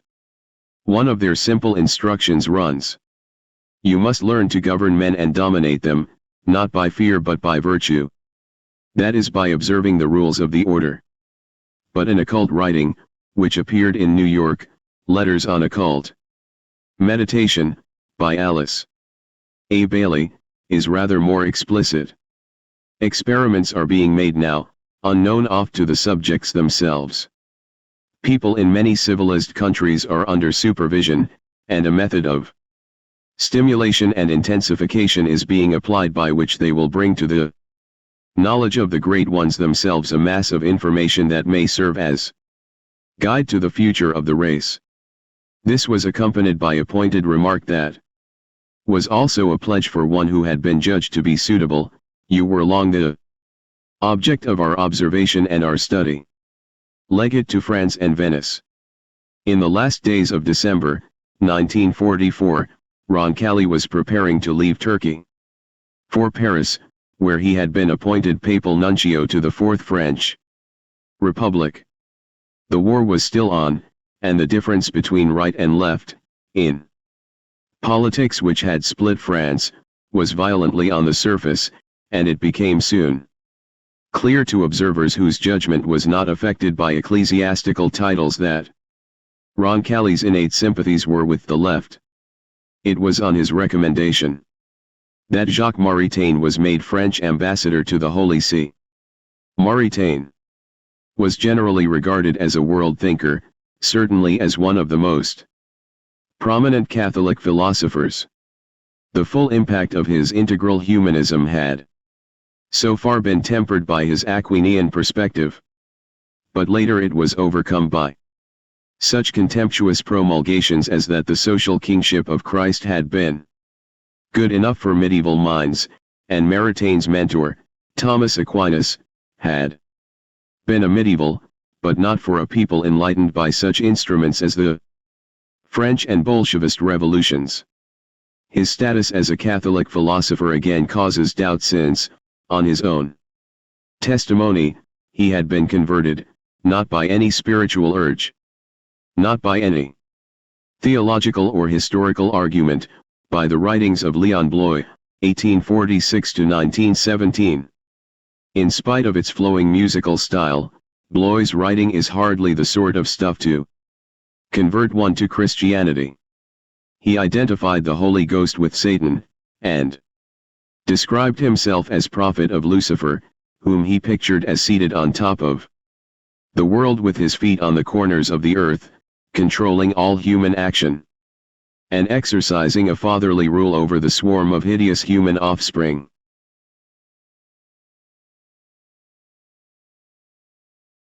Compared to this vision of an affable Lucifer, God is seen to be a relentless master whose work will end in final failure when Satan displaces him as king. According to his own confession, Bloy was converted to what he and his disciples called Christianity by the ravings of a poor prostitute who saw visions, and who after her affair with Bloy, died in a madhouse. In 1947 Vincent Auriol was named President of the French Republic. He was an anti-church plotter, one of those hardened anti-clericals who find a natural home on the continent, yet he and Roncalli became, not only cordial associates, as their offices demanded, but close friends. This was not due to the Christian charity on one part and to diplomatic courtesy on the other, but to the ceremony that Roncalli had undergone in Istanbul, which established a bond of understanding between the two men.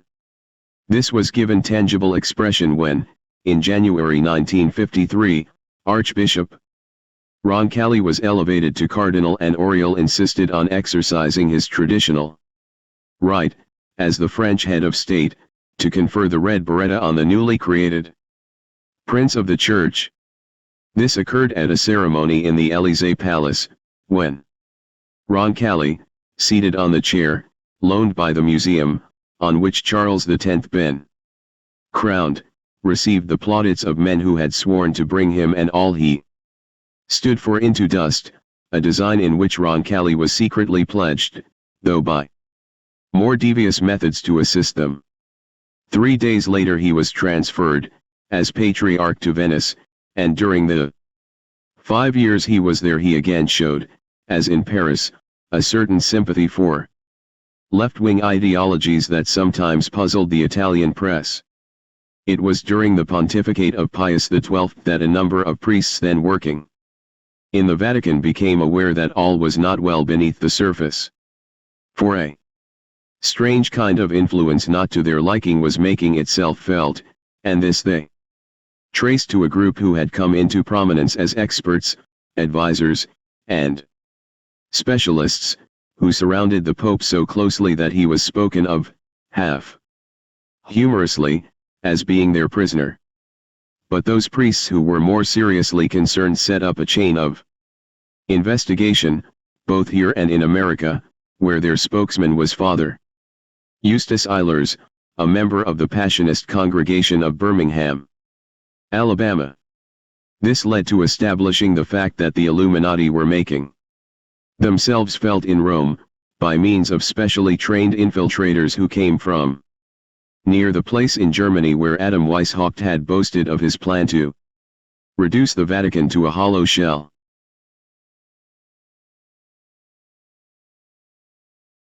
That the hand of the Illuminati was certainly involved became clearer when Father Eilers, who announced that he was publishing those facts, was suddenly found dead, presumably one of those sudden heart attacks that, when dealing with secret societies, so often precede promised revelations. Elected Pope John XIII. Pius XII died on October 9, 1958, and on the 29th of that month, Angelo Roncalli, after cardinals in conclave had voted 11 times, became the 262nd Pope of the Catholic Church. He was 77. But with a build well able to sustain the 60 pounds of ecclesiastical vestments with which he was weighed down for his coronation on November 4, 1958. Roncalli's election was a signal for outbursts of welcome, often from the most unexpected quarters, to echo round the world. Non-Catholics, agnostics, and atheists agreed that the College of Cardinals had made an excellent choice. The best, in fact, for many years. It lighted upon a man of wisdom, humility, and holiness, who would rid the Church of superficial accretions and guide it back to the simplicity of apostolic times, and last but not least among the advantages that promised well for the future, the new pope was of peasant stock. Seasoned Catholics could not account for the warmth and admiration that greeted him as journalists, correspondents, broadcasters, and television crews from almost every country in the world swarmed into Rome.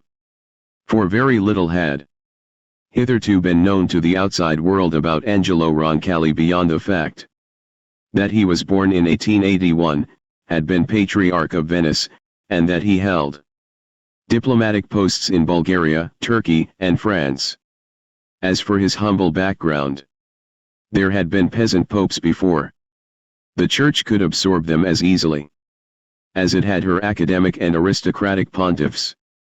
But the secular world, as evidenced by some of the most popular publications in England, insisted that something momentous had happened in Rome, and that it was only the promise of still greater things to come, while informed Catholics, who for years had pleaded the Church's cause, continued to scratch their heads and wonder. Had some information gone forth, not to them who had always supported religion, but to those who have served up snippets of truth, or no truth at all, to titillate and mislead the public? An Irish priest who was in Rome at the time said of the clamor for intimate details regarding Roncalli, newspapers and radio, television, and magazines simply could not get enough information about the background and career, the family, and the doings of the new Holy Father. Day after day, from the close of the conclave to the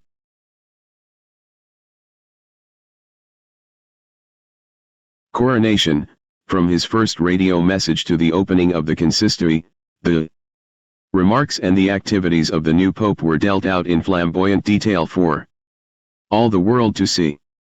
Speculation was added to interest when it became known that the new pope wished to be known as John XXIII. Was it in memory of his father, who was named John, or out of respect for John the Baptist? Or was it to emphasize his readiness to outface or even to shock the traditional outlook? John had been a favorite name for many popes. But why retain the numbering? For there had been an earlier John XXIII, an anti-pope, who was deposed in 1415. He has a tomb in the Baptistery at Florence, and his portrait appeared in the Annuario Pontificio, the Church's yearbook, until recent years. It has since been removed. We know nothing to his credit, for his only recorded achievement, if the word of such a precious reprobate as himself can be believed, was to have seduced more than 200 women including his sister-in-law. Meantime there was a general feeling abroad that the Church was approaching a break with the traditional past.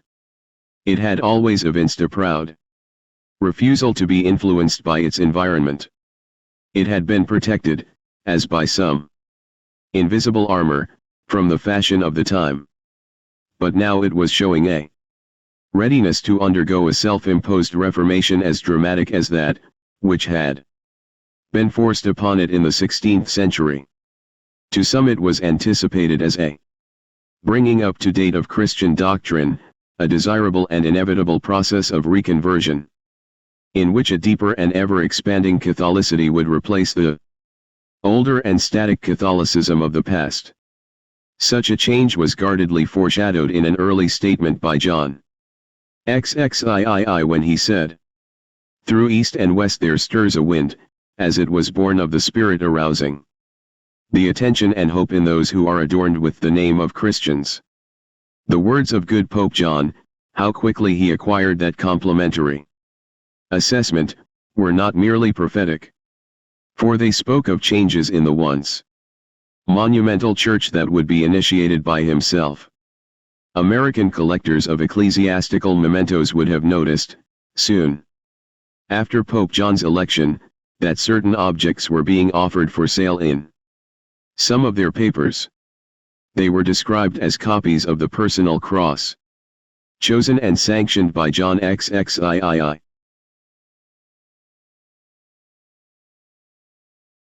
These crosses had nothing to do with the pectoral cross that is worn, suspended from the neck, by every pontiff and bishop as a sign of episcopal authority. They are made of gold, ornamented with precious stones, and each one contains a holy relic. Before wearing it, the prelate says a prescribed prayer in memory of the Passion, and begs for grace to overcome the wiles of the evil one throughout the day. But the cross that was put before the American public, under Roncalli's patronage, had very different associations. For its center, instead of holding a representation of the crucified figure, contained the all-seeing eye of the Illuminati, enclosed in a triangle or pyramid, and these crosses, advertised in the Pilot and the Tablet, the diocesan papers of Brooklyn and of Boston, were, in keeping with the lack of dignity and reverence that was becoming proverbial, on sale at $250 each. Those who understood the meaning of the mystic symbols, and how profoundly they affect us, again had their attention drawn to the sun face that was depicted on John's glove. It was reminiscent of the design used by pagan sun worshippers, while his gesture of extending a hand, with fingers spread over a congregation, could also be recognized as an invocation to the white moon, part of an esoteric code that has always claimed followers. To those who think that such suggestions verge on the ridiculous, it need only be pointed out that thousands of sedate, bowler-hat businessmen have, in the course of furthering their careers, performed rituals and adopted symbols that make the above seem very tame indeed. To people in general, however, the pyramid, without resigning one jot of its original significance, now passes as a thoroughly respectable and harmless sign. It is merely a decoration, but it is one that goes into general circulation whenever an American $1 note changes hands. For on the reverse side of the note is the secret eye, enclosed in a pyramid, and the date 1776. There are also the words Anut Coeptus, Novus Ordo Seclorum. The date 1776 may indicate no more to the unsuspecting than that it was the year of the Declaration of American Independence, drawn up by Thomas Jefferson. True enough. But what of the symbols, which also figure on the reverse side of the Great Seal of the United States? Why choose them? And 1776 was also the year in which Adam Weishaupt founded his Brotherhood. And Thomas Jefferson, like his fellow politician Benjamin Franklin, was an ardent Illuminist. The words quoted above may be translated as meaning He, God, has approved of our undertaking, which has been crowned with success. A new order of the ages is born.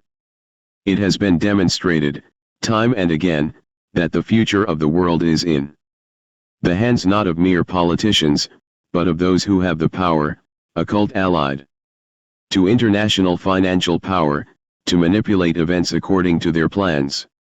And we of the present time have witnessed the coming of their new order in several departments of life, including the religious, political, and social. Before the current propaganda that emphasizes the role of women became popular, the occult authority Oswald Wirth spoke of woman not being afraid to adopt masculine rights and customs, and of how, when she has obtained her full power, men will comply with her directions. That process is being actively carried out before us. The term new is being propagated as though it necessarily implies a marked improvement in whatever has existed before. It attained political prominence in 1933, the year in which Roosevelt's New Deal was instituted, and it was in that same year that the Illuminati insignia, with the words referring to the new order of the ages, appeared on the reverse side of the American dollar bill. Their enactment is now taking shape in the formation of a new one-world order in which, it is anticipated, different nations, races, cultures, and traditions will be absorbed to the point of eventually disappearing. Part 3, Vatican II. I am certain that when in the council I pronounced the ritual words exeunt omnes, everyone out, one who did not obey was the devil. He is always there, where confusion triumphs, to stir it up and take advantage of it. Cardinal Pericle Felici, Secretary General of the Council. With a truly amazing foresight that was born of confidence, the secret societies had long since made up their minds how they would bring about changes in the claims and character of the Catholic Church, and ultimately its downfall. More than a century ago they recognized that the policy of infiltration, by which their own men were entering the highest places in the ecclesiastical structure, had met with success, and now they could outline the nature of the next stage to be accomplished. Speaking as one of the arch-plotters who was in the know, Giuseppe Mazzina, 1805-72, said, "In our time humanity will forsake the Pope and have recourse to a general council of the Church." Mazzina was not immune to the drama of the anticipated situation, and went on to speak of the papal Caesar being mourned as a victim for the sacrifice, and of an executed termination. A similar note was struck by Pierre Virion, who wrote in Mystère d'Iniquité, "There is a sacrifice in the offing which represents a solemn act of expiation. The papacy will fall. It will fall under the hallowed knife which will be prepared by the fathers of the last council." A former canon lawyer, Rocca, who had been unfrocked for heresy, was more explicit. "You must have a new dogma, a new religion, a new ministry, and new rituals that very closely resemble those of the surrendered Church." And Rocca was not merely expressing a hope, but describing a process. The divine cult directed by the liturgy, ceremonial, ritual and regulations of the Roman Catholic Church will shortly undergo transformation at an ecumenical council. One evening early in 1959, when he had been pope for scarcely 3 months, John XXIII was walking in the Vatican gardens.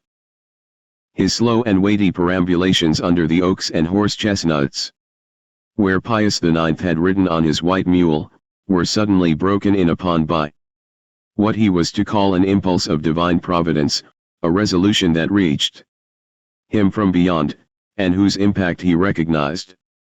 A council, he almost breathed the words he was to call a general ecumenical council of the Church. Later he said that the idea had not been inspired by any revelation of the Holy Spirit but through a conversation he had with Cardinal Tardini, then Secretary of State, towards the end of the previous year. Their talk had turned on what could be done to present the world with an example of universal peace.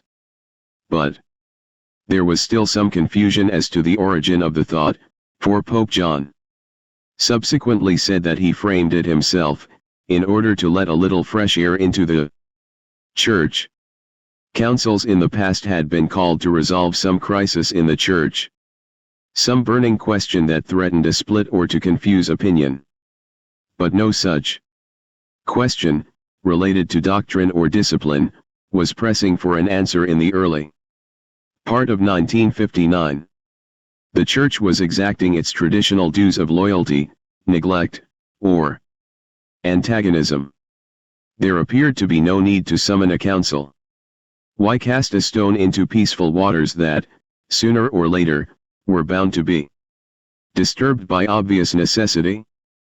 But Pope John, on January 25, announced his intention to the College of Cardinals, and the response it evoked in the secular world soon made it clear that this was to be no ordinary council. The same measure of unexampled publicity that marked the election of John XXIII welcomed the plan. It was made to appear a matter of moment not only to the non-Catholic world, but to elements that had always strongly opposed papal claims, dogma, and practice. But few wondered at this sudden show of interest. On the part of agnostics, still fewer would have suspected a hidden motive. And if a small voice expressing doubt managed to be heard, it was soon silenced as preparations for the first session of the council went ahead. They occupied 2 years, and consisted of the drawing up of drafts, or schemas, on decrees and constitutions that might be deemed worthy of change. Each member of the council, which would consist of bishops drawn from every part of the Catholic world, and presided over by the Pope or his legate, could vote for the acceptance, or rejection, of the matter discussed, and each was invited to send in a list of debatable subjects. Secular world applauds a Catholic council. Some days before the council opened, it appeared that the authorities responsible for it had been assured that this mainly Catholic affair would be given more than its usual share of normal publicity. A greatly enlarged press office was set up facing St. Peter's. Cardinal Cicognani officiated at its opening and gave it his blessing, and the gentlemen of the press poured in. They included a surprising number of atheistic communists who arrived, like hunters, expecting to be in at a kill. The Soviet Literary Gazette, which had never before been represented at any religious gathering, took the surprising step of sending a special correspondent in the person of a certain M. Mchtlov, who smoothed his way into Rome by expressing the most heartfelt admiration for the Pope.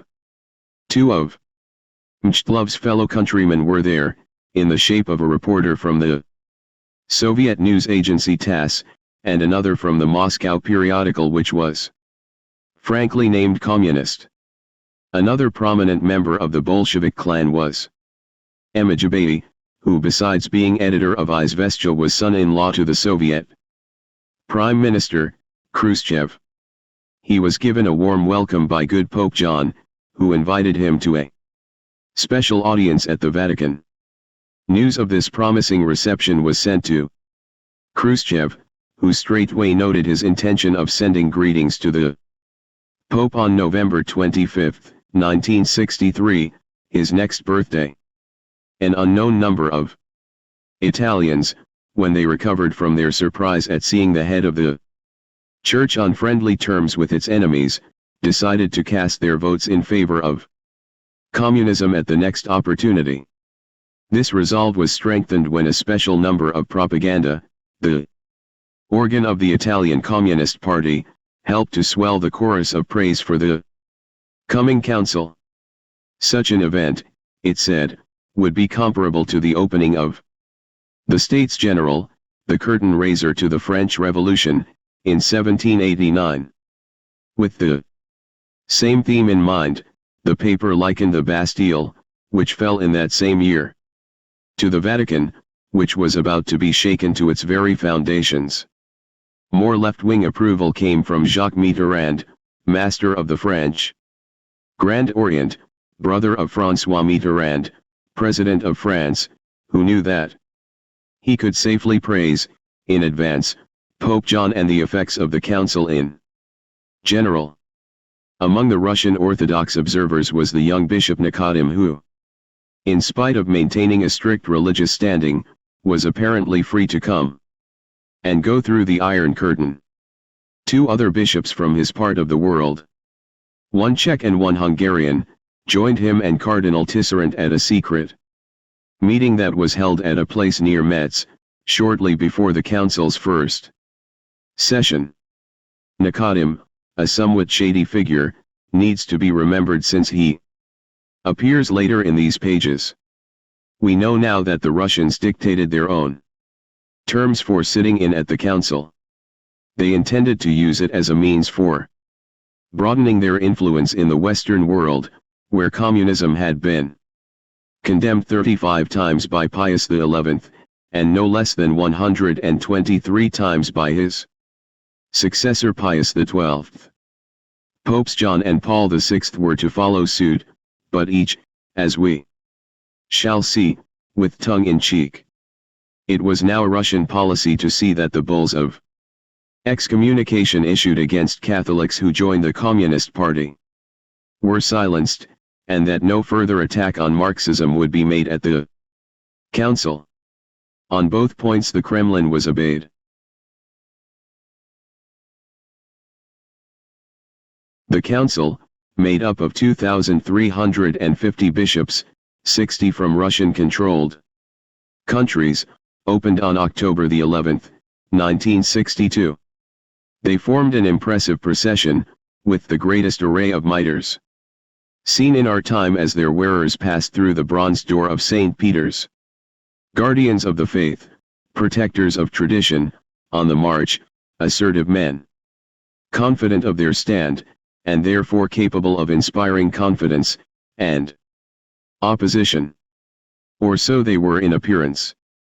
Few who saw them could have guessed that many of those grave and reverend fathers were, according to the rules of the Church whose vestments they wore, and at whose bidding they had come together, excommunicate and anathema. The mere suggestion would have been laughed at. With the preliminaries over, the council members were free to question, discuss, and compare notes as they met at the various coffee bars that had been opened, and already a more sober and reflective mood, distinct from that with which many had greeted the calling of the council, was passing over the assembly. In some cases it was near disillusionment. It was not only a matter of language, though many different ones were, of course, being spoken. But some of those present seemed to have had little grounding, not only in Latin, but in the essentials of their faith. Their background was not that of the Orthodox, traditional Catholic, and those who were part of that background, and who were familiar with the writings of Heidegger and Jean-Paul Sartre could detect, in the statements and even casual remarks made by all too many prelates, the equivocations and lack of authority habitual to men who are the products of modern thought. More than that, some let it be known that they did not believe in transubstantiation, and therefore not in the Mass. But they held firmly by Nietzsche's pride in life, and the deification of human reason, while rejecting the idea of an absolute, and the concept of creation. One bishop from Latin America expressed his bewilderment mildly by saying that many of his fellow prelates appear to have lost their faith. Another was frankly horrified to discover that some to whom he had spoken, and who had but temporarily put aside their mitres, scorned any mention of the Trinity and the virgin birth. Their background owed nothing to the Thomist philosophy, and one veteran of the Curia, inured to the firmness of the Roman pavement, made short work of the Council Fathers by summing them up as 2,000 good for nothings. There were some among the bitterly disillusioned who said they would merely put in a token appearance for a week or two, and then go home.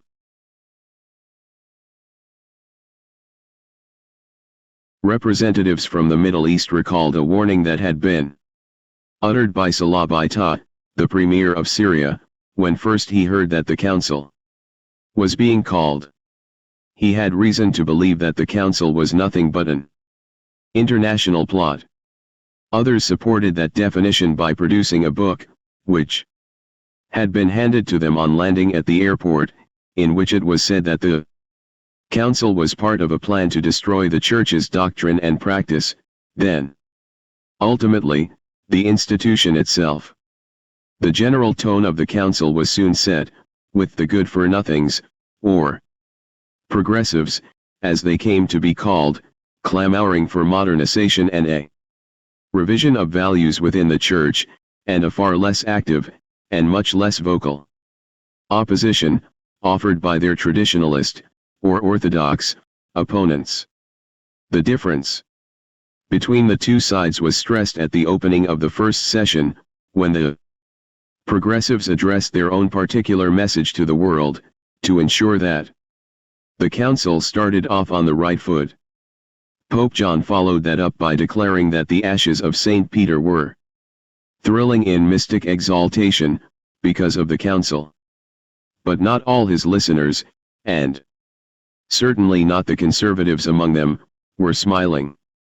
Perhaps they already sensed defeat as they looked at some of the cardinals, Swinans, Lienart, Alfrink, and such prominent theologians as the Dominican Yves Congar, who contributed to French left-wing papers, the ultra-liberal Chilabiques, also Dominican, and professor of dogmatic theology at the University of Nijmegen, and Marie Dominique Chanou, whose writings, as when he said that Marx's great analysis enriches both today and tomorrow with his current of thought, had brought a frown to the forehead of Pius XII, all hot in pursuit of progress, and none too careful in the choice of weapons they used to attain it.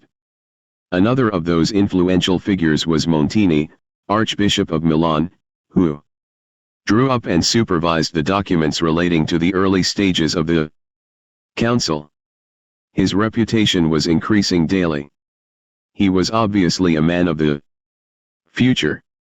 The silence of the passive minority, a silence that admitted defeat at the outset, was communicated to Pope John, who put it down to the awe and solemnity inspired by the occasion. Modernists take control. These pages will not attempt to summarize the day-to-day work of the council. They will instead seek to point out how faithfully the council fulfilled the purposes of those progressives, liberals, infiltrators, call them what you will, who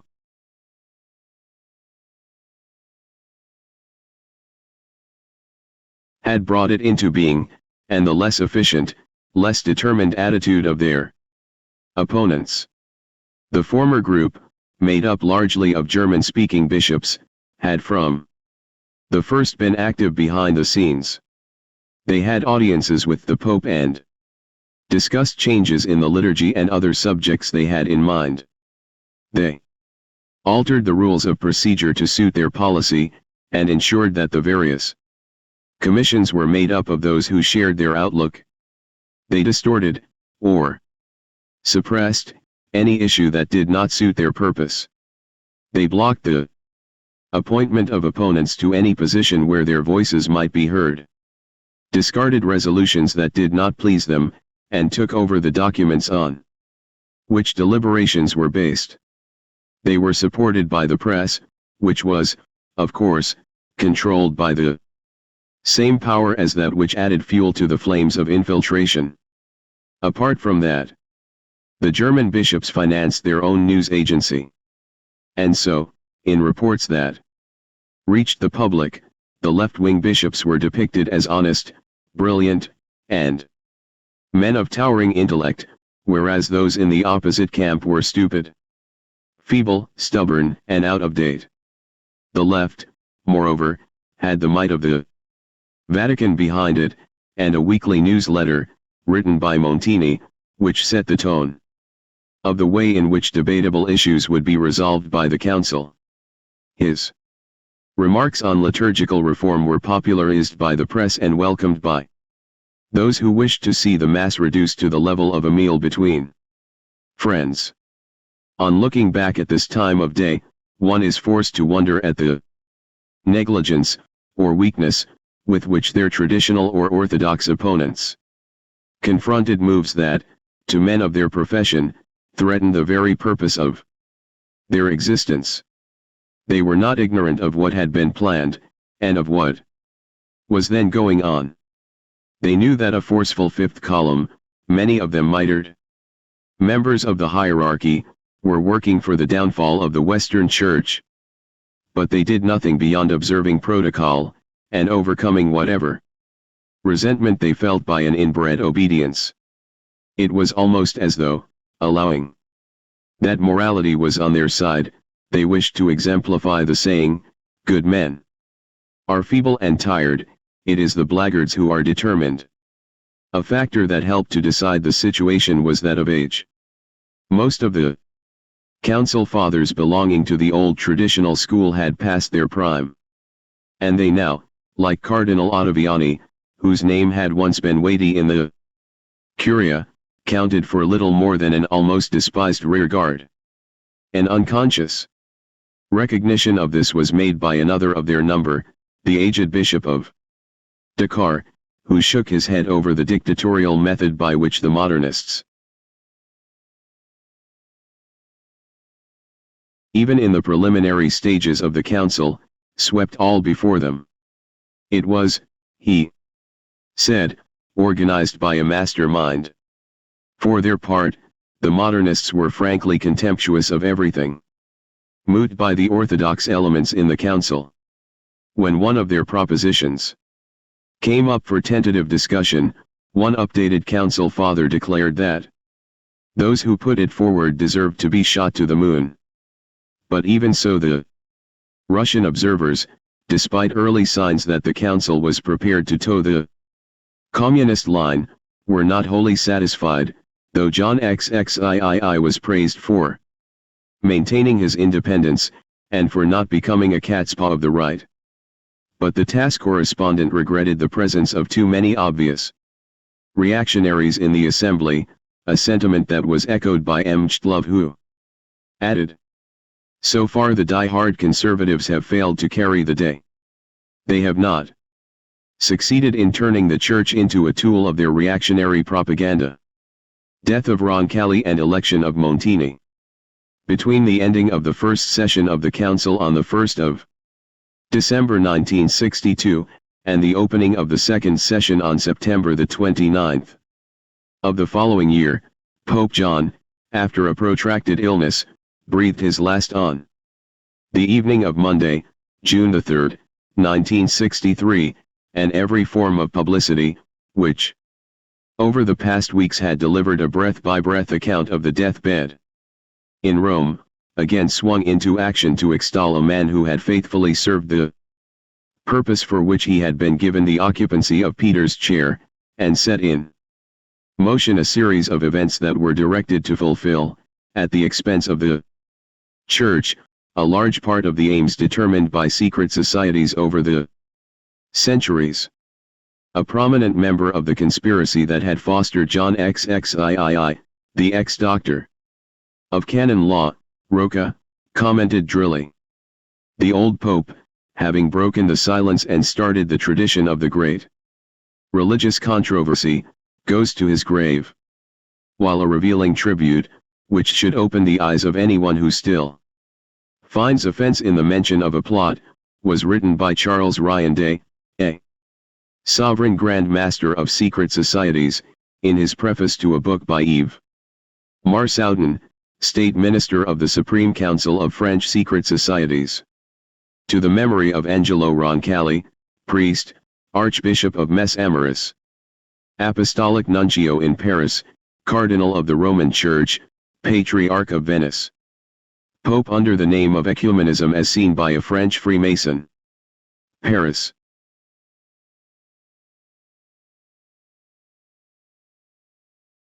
(1969), John XXIII, who has deigned to give us his benediction, his understanding, and his protection. A second preface to the book was addressed to his august continuer, His Holiness Pope Paul VI. Never before had the passing of a pope, in the person of John XXIII, been so extensively covered. Tough reporters wept at the news. The fingers of sensation hardened. Columnists fumbled over their typewriter keys. Only a very few, who knew what had happened in the dark room in Istanbul, stood with heads unbowed and with minds uncluttered by propaganda, reflecting that Angelo Roncalli had indeed, as the pious used to say, gone to his reward. The question of his successor was never seriously in doubt. The calling of a conclave was little more than a formality. The same voices that had eulogized the Rosicrucian John XXIII now clamored for Montini, Montini of Milan. Anglicans, who had no time for a pope of any or of no policy whatever, agreed that Montini was the man. He had, in fact, been prepared and coached for the office by Pope John, who created Montini his first cardinal, whereas Pius XII had always withheld the red hat from one whom he knew to be pro-communist. Montini had been the only non-resident cardinal whom John invited to live in the Vatican, where they exchanged intimate and unofficial talks over the results they both anticipated from the council, and Pope John packed the College of Cardinals to ensure that Montini, as his successor, would continue to promulgate the heretical decrees that they both favored. The most spirited protests against the election were made by Joaquin Sáenz Arriaga, doctor of philosophy and of canon law, who scented danger in the fact that a large part of Montini's support came from secular commentators who were not concerned with the welfare, but with the downfall of the Church. Some of his credentials and qualifications were said to have been exaggerated, or false. However, the decision of a conclave, established by usage, could not be questioned, and Montini, who took the name of Paul VI, was elected on June 23, 1963. Giovanni Battista Montini was one of those socialists who, although born in far from humble circumstances themselves, are quick to resent the slightest sign of privilege in others.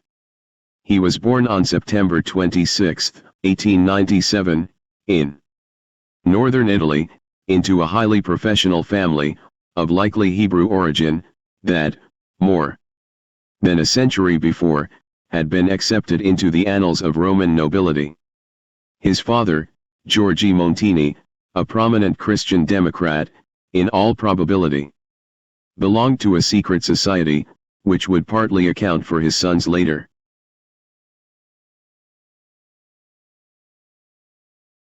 commitment.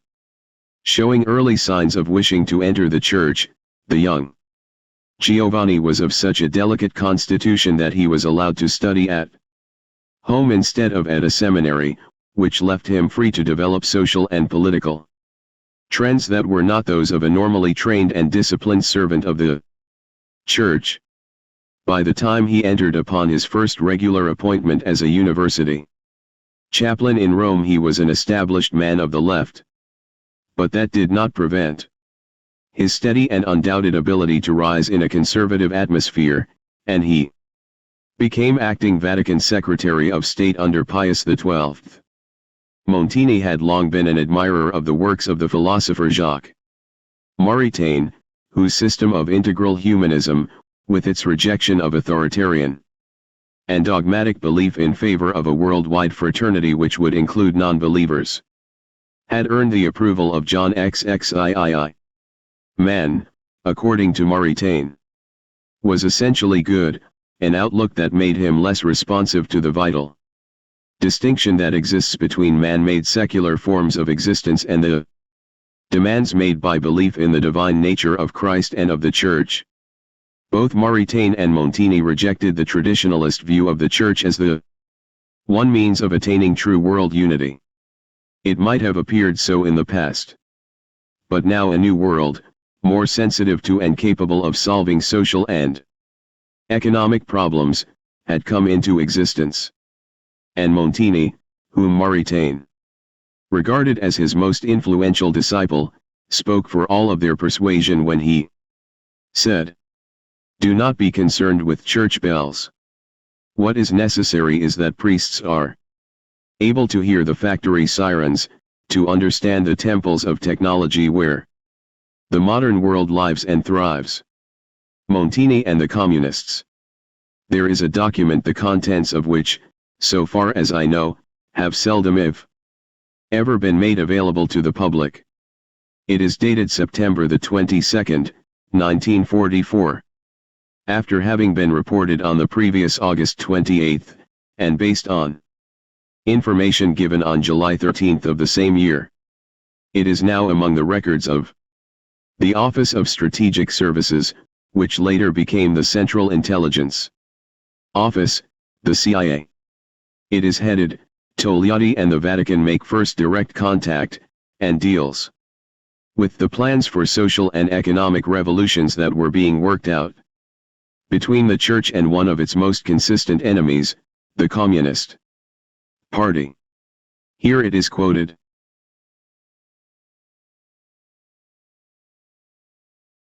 On July 10, at the house of a Christian Democrat minister, the acting Vatican Secretary of State, Monsignor Giovanni Montini, conferred with Togliatti, communist minister without portfolio, in the Bonomi government. Their conversation reviewed the grounds out of which have grown the understanding between the Christian Democratic and the Communist parties. Since his arrival in Italy, Togliatti had private meetings with politicians of the Christian Democratic Party. These contacts constituted the political background of Togliatti's speech at the Teatro Brancaccio on Sunday, July 9, and account for the warm reception the speech received from the Catholic press. Through leaders of the Christian Democratic Party, Togliatti was able to convey to the Vatican his impression of Stalin's opinion on religious freedom, as now accepted by communism, and of the democratic character of the agreement between Russia and the Allied nations. On the other hand, the Holy See reached Togliatti through the same means, and expressed its opinion regarding the future agreement with Soviet Russia on the matter of communism in Italy, as well as in other nations. The discussion between Monsignor Montini and Togliatti was the first direct contact between a high prelate of the Vatican and a leader of communism. After having examined the situation, they acknowledged the practical possibility of a contingent alliance between Catholics and Communists in Italy, which should give the three parties, Christian Democrat, Socialist, and Communist, an absolute majority, thereby enabling them to dominate any political situation. A tentative plan was drafted to form the basis on which an agreement between the Christian Democrat Party and the Communist and Socialist parties could be made. They also drafted a plan of the fundamental lines along which a practical understanding between the Holy See and Russia, in their new relations, could be created. To sum up, Montini informed Togliatti that the Church's anti-communist stand should not be considered as something lasting, and that many in the Curia wished to enter into talks with the Kremlin.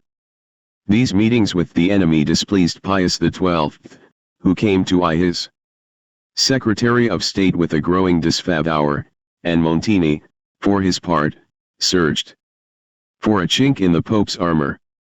He found one in the fact that Pius had secured lucrative posts for some of his nephews, and Montini played upon this evidence of papal nepotism for all it was worth, much to the delight of his socialistic, anti-clerical comrades.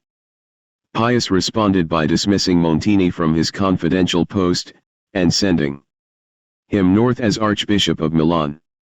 That office had previously been filled, as of right, by a cardinal, but there was no red hat, until 1958, for Montini.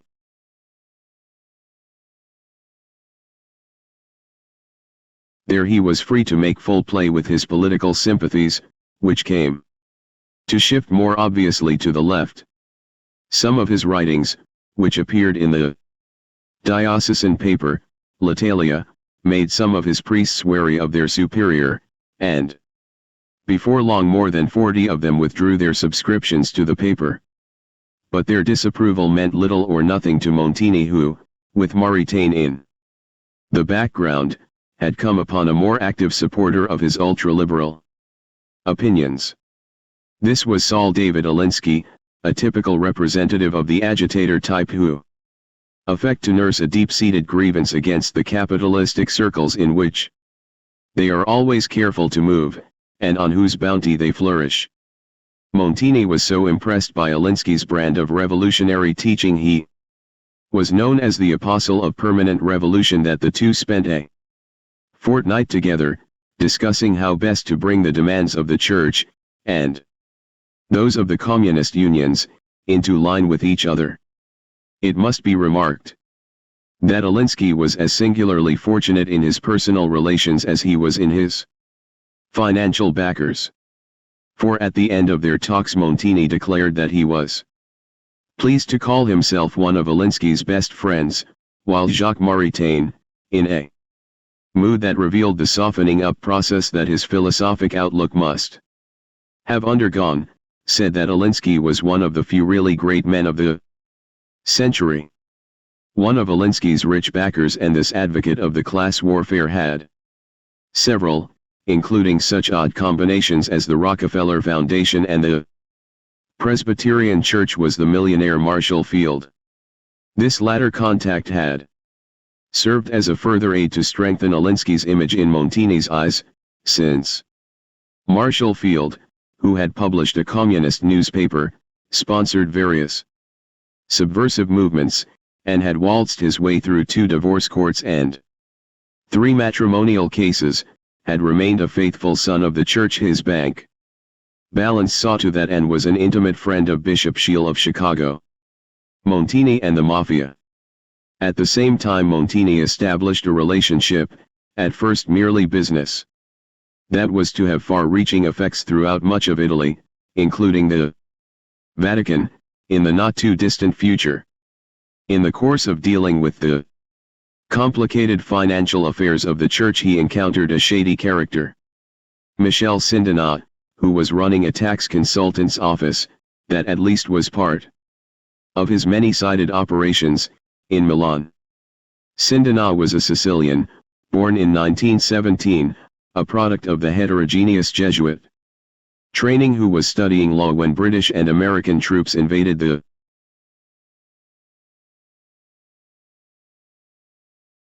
island during the Second World War. Another scourge that the war enabled to renew itself in Sicily was the Mafia.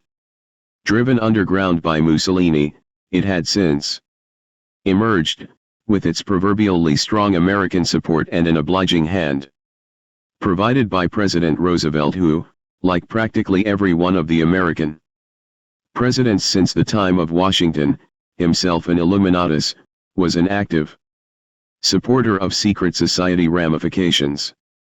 One of Roosevelt's several titles was Knight of Pythias, which proclaimed membership of a society based on the mythical pair of pagans, Damon and Pythias, while he was also a wearer of the red fez as one of the ancient Arabic order of nobles of the mystic shrine. Sindenat thrived on the ugly conditions engendered by the Mafia and the war. He obtained a truck, and made a good living by peddling oddments and minor necessities to the troops. It is doubtful whether, as some say, he took part in lodging information against the Germans, and helping to sabotage their positions. But he soon became one with the gangster element surrounding the American Army commanders, who made their rounds in a luxury car presented to them, in return for services rendered by the Mafia.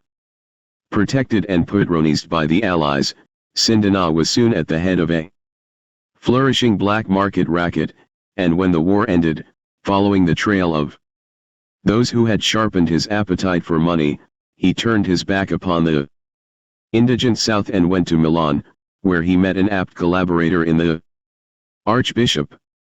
Montini's coming to power was marked by the arrival in Rome of people who fairly dismayed the more conventional lookers-on at Vatican ceremonial, and since the Roman nature is too sharp for simple hypocrisy, they more than sniffed disapproval of the pimpish publicity men, pseudo-artists of every type, out of conscience clerics, and miscellaneous hangers-on who flocked south and pitched their metaphorical tents under the shadow of St. Peter's cupola. Rome, Montini's critics declared, was again being invaded by barbarians from the north. Others said it was the Mafia. They were not far wrong.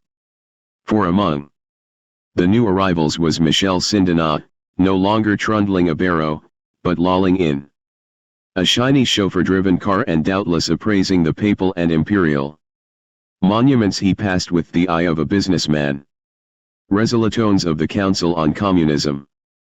Pope John, speaking for the council he had called and referring to its purpose, had said,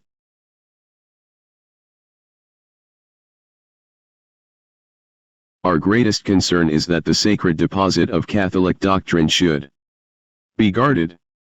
The Church must never depart from the sacred patrimony of truth received from the Fathers. There was nothing strange or revolutionary in that. So much had been taken for granted from generation to generation. But as the council got underway, the Pope changed his tune, and spoke of the Church not being concerned with the study of old museums or symbols of thought from the past. We live to advance. We must evermore move forward. The Christian life is not a collection of ancient customs. Pope Paul, not many hours after being elected, announced his intention of consolidating and implementing his predecessor's counsel, and in a way, as we shall see, that endorsed the second of Pope John's statements. So far as the general reader is concerned, the most outstanding result achieved by the council was the changed relationship between atheistic communism and the Church, and the fact that such a surprising turnabout was effected shows that Mazzini and his fellow conspirators had not miscalculated when, so many years before, they had pinned their hopes of fatally undermining the Church on a general council. It also illustrates the methods employed by those who, however exalted their ecclesiastical titles, were first and foremost the endorsers of the secret revolutionary creed. The schema on communism was welcomed by the Polish Cardinal Wyszynski, who had had personal experience of life behind the Iron Curtain. 600 council fathers supported him, and 460 signed a petition requesting that condemnation of the atheistic materialism, that was enslaving part of the world, should be renewed. Yet when the Commission's report on the Church in the modern world was made known, the substance of the petition was not referred to, and when those responsible for it pressed for an explanation, they were told that only 2 votes had been cast against communism. But what, ask some of the astonished and disappointed signatories, had happened to the much greater number who had favored the petition? They were informed that the matter had not been brought to the notice of all the council fathers, since some 500 of them had gone to Florence, where celebrations in honor of Dante were being held. Still not satisfied, those who had been so obviously outmaneuvered pressed the Jesuit Robert Tucci, a prominent member of the appropriate commission, for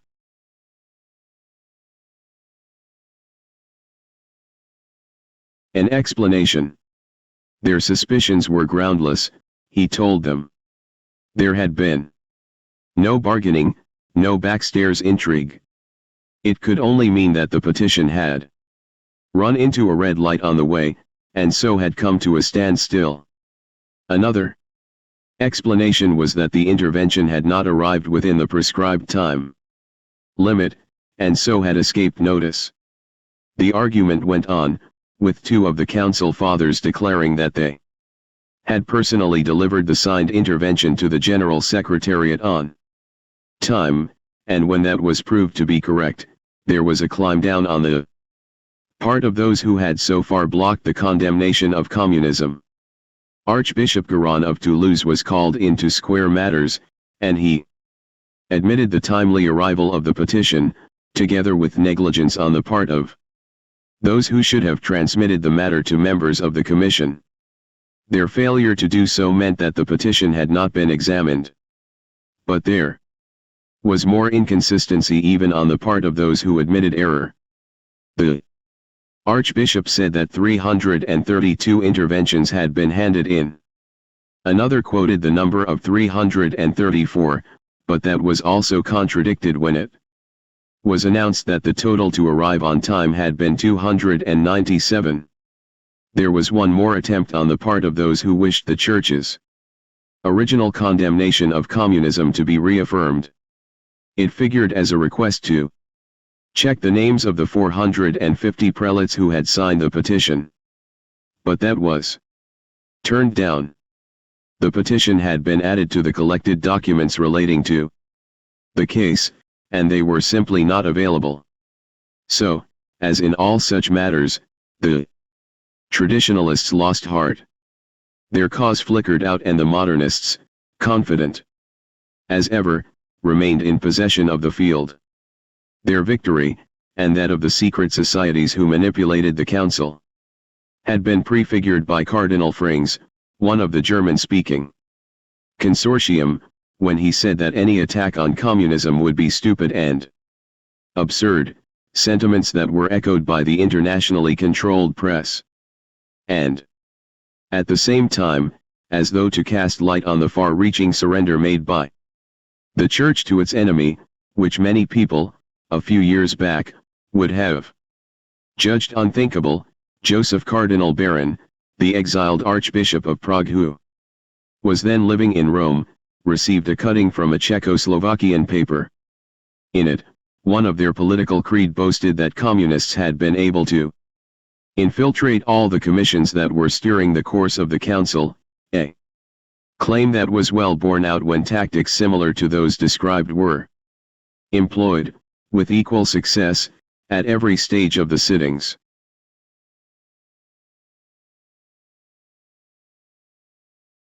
A typical instance was during the debate on the religious orders. Right-wing speakers, who had previously made known their intention to speak, were not allowed the use of the microphone. But it was made available to their opponents of the left, whose names had only been handed in that morning. Those indignant that, having been silenced, pressed for an official investigation. It was denied them, whereupon they demanded to see the prelate who had acted as moderator on the occasion, Cardinal Dopfner. But he was not available, having gone to Capri for a long weekend. When they succeeded in gaining an interview, the cardinal apologized, and then coolly asked them to resign their right to speak. That was naturally turned down, whereupon the cardinal promised to read aloud a summary of the speeches they had prepared. But those who gathered in the council hall could hardly recognize the versions they heard.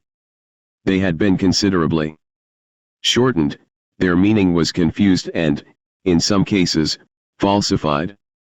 Then, after the manner of their kind, the objectors gave up, defeated by their own lethargy. Or was it by the shifts and persistence of those who had come to the council with a set purpose and a pattern that was being repeated again and again throughout the sessions? On a day late in October, the attention of the council was concentrated on a figure who rose to speak. He was Alfredo Cardinal Ottaviani, one of the ablest members of the Curia, who carried with him a sense of the great days of Pius XII. On which account he was respected by some, and feared or disliked by others. Some shrank from his glance, which, said his enemies, was due to his possessing the evil eye. His stare could indeed be disconcerting, since he had been born in the poverty-stricken Trastevere quarter, where an eye disease, which had raged unattended, had afflicted many, and now, at 70-odd years, he was nearly blind. When he rose, the progressives in the council exchanged meaning looks. They knew what was coming. He was about to criticize the new form of the Mass, the work of Monsignor Annibale Bugnani, which we propose to look at a little more closely later. Acclaimed by the progressives, and deplored by the traditionalists as a fatal innovation, it had brought about a deeper rift within the council than any other topic. There was no doubt in anyone's mind as to the side on which Ottaviani would be ranged, and his first words made that clear. Are we seeking to stir up wonder, perhaps scandal, among the Christian people, by introducing changes in so venerable a rite, that has been approved by so many centuries, and is now so familiar? The rite of Holy Mass should not be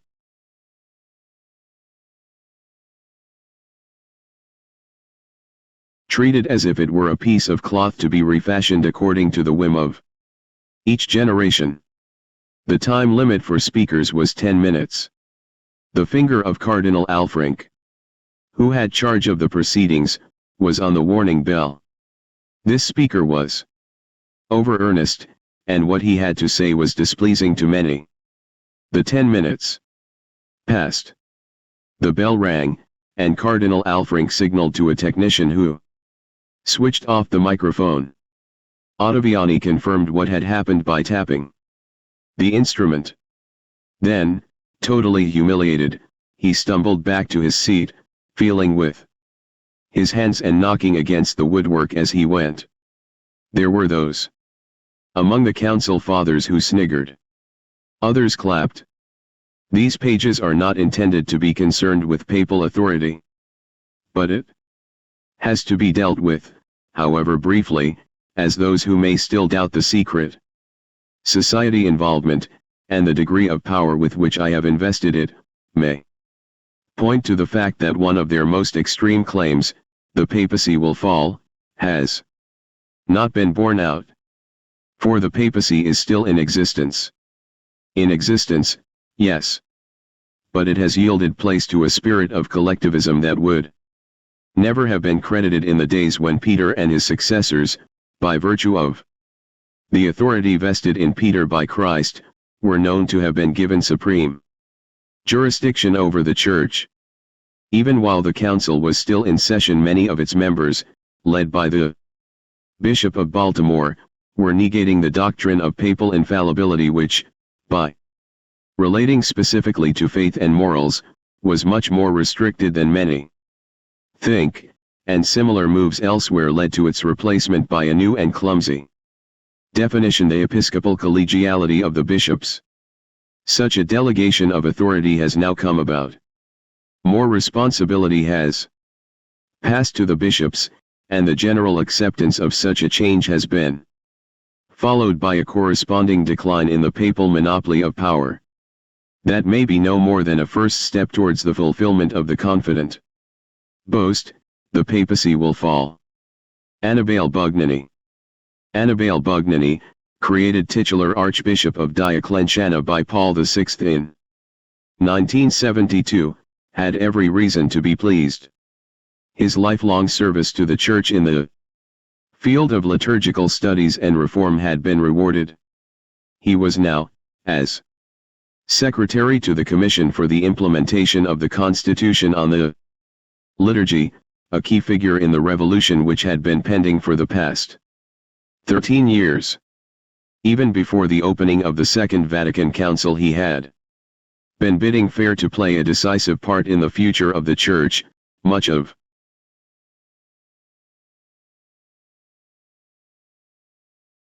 which hinged upon the Mass, for which he had compiled new rites and a new order as a sign of further progress to come.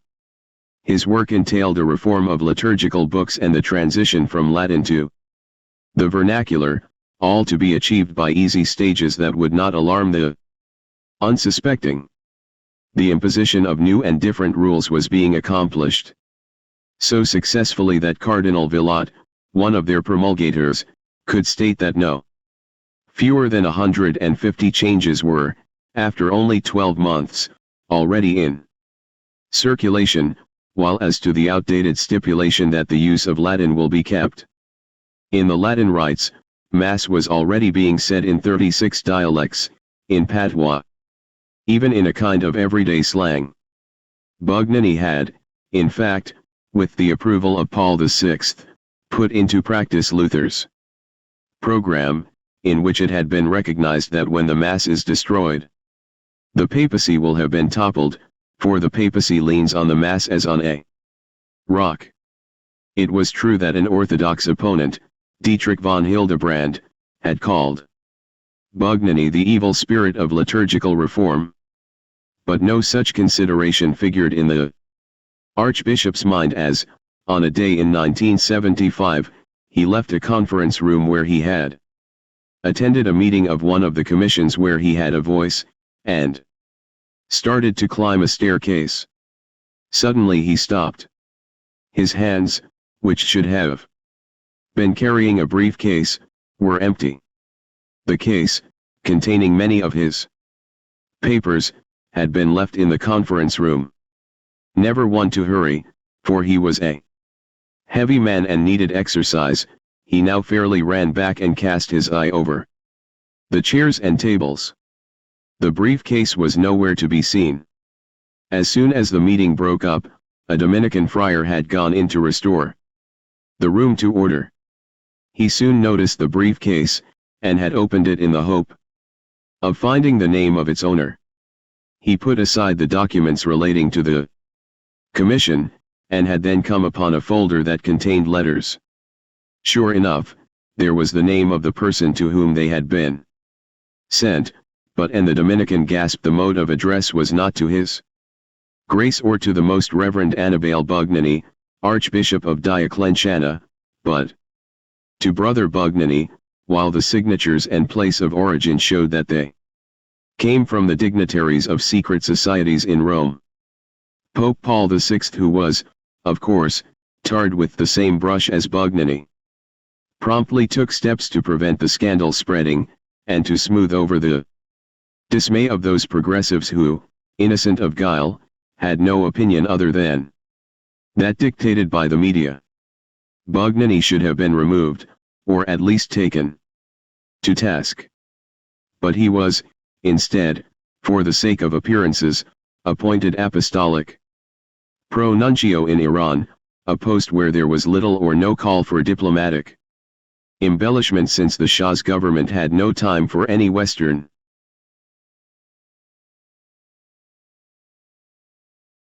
religion, and where the priest who was unfortunate enough to be banished there, though only for a time, found his function as limited as his surroundings, which consisted of scanty furniture in 2 rooms in an otherwise empty house.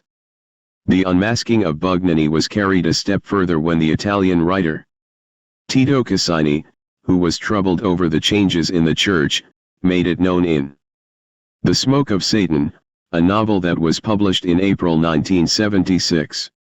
Then came the expected denials and evasions.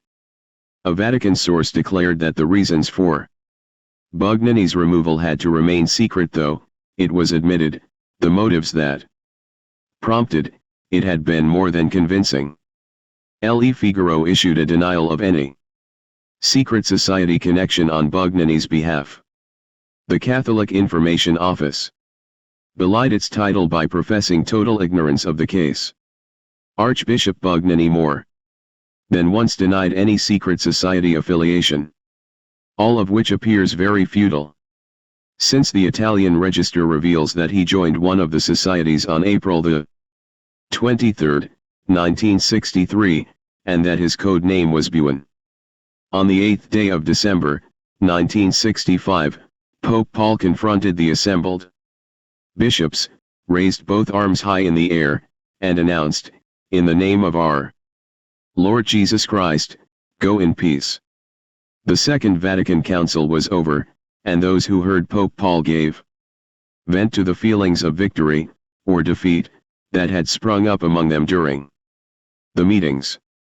The conservatives were resentful, indignant, and hinted of a counter-offensive that was never to be mounted. They agreed among themselves that the Church's progress had been halted by a move that was both unwise and unnecessary. One of their spokesmen, Cardinal Siri, spoke of resistance. "We are not going to be bound by these decrees," but the decrees were, in fact, implemented, as Pope Paul had promised, to the growing bewilderment of Catholics for whom the Church, now a prey to novelties and disorders, had lost its note of authority. The liberals or progressives, secure in having brought the designs of the secret societies to a successful conclusion, were exultant. The council, said the Swiss theologian Hans Kung, had more than fulfilled the dreams of the avant-garde. The entire world of religion was now permeated by its influence, and no member of the council would go back home as he had come. "I myself," he continued, "never expected so many bold and explicit statements from the bishops on the council floor.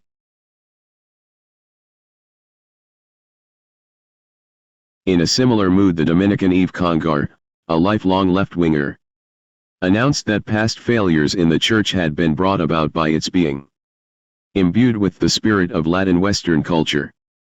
But that culture, he was glad to announce, had had its day. The most extreme reformer, Cardinal Swinans, executed a mental ordonnance of triumph. He looked back to the Council of Milan, held in 313, by which the Emperor Constantine gave complete toleration to Christians, and made their faith equal to what, until then, had been the official state religion. That decree had always been a landmark in church history. But now the Belgian primate, who was known to his fellow conspirators as Lisieux, could throw all such epoch-making reminders overboard. He was on the winning side. He bid defiance to those who differed from him. The age of Constantine is over. Moreover, he claimed he would be able to draw up an impressive list of theses that, having been taught in Rome yesterday, had been believed, but at which the Council Fathers had snapped their fingers. These danger signs were recognized by Malachi Martin, formerly a Jesuit and professor at the Pontifical Biblical Institute in Rome. Well before the year 2000, he said, there will no longer be a religious institute recognizable as the Roman Catholic and Apostolic Church of today. There will be no centralist control, no uniformity in teaching, no universality in practice of worship, prayer, sacrifice, and priesthood. Can one detect the first signs of this in the Anglican Roman Catholic International Commission's report published in March, 1982? A more precise assessment of the post-conciliar period, than that made by Malachi Martin, appeared in the American Flag Committee newsletter, 1967. Commenting on the most marked and rapid deterioration in the Vatican's anti-Bolshevik resolve since the time of Pius XII, it goes on to say that in less than a decade the Church has been transformed from an implacable foe of communism into an active and quite powerful advocate of coexistence both with Moscow and Red China. At the same time, revolutionary changes in its centuries-long teachings have moved Rome closer and closer, not to traditional Protestantism as many Catholic laymen suppose, but to that humanistic neo-paganism of the National and World Council of Churches. But if the Council accomplished nothing else, it enabled the caterers to flourish. For some half a million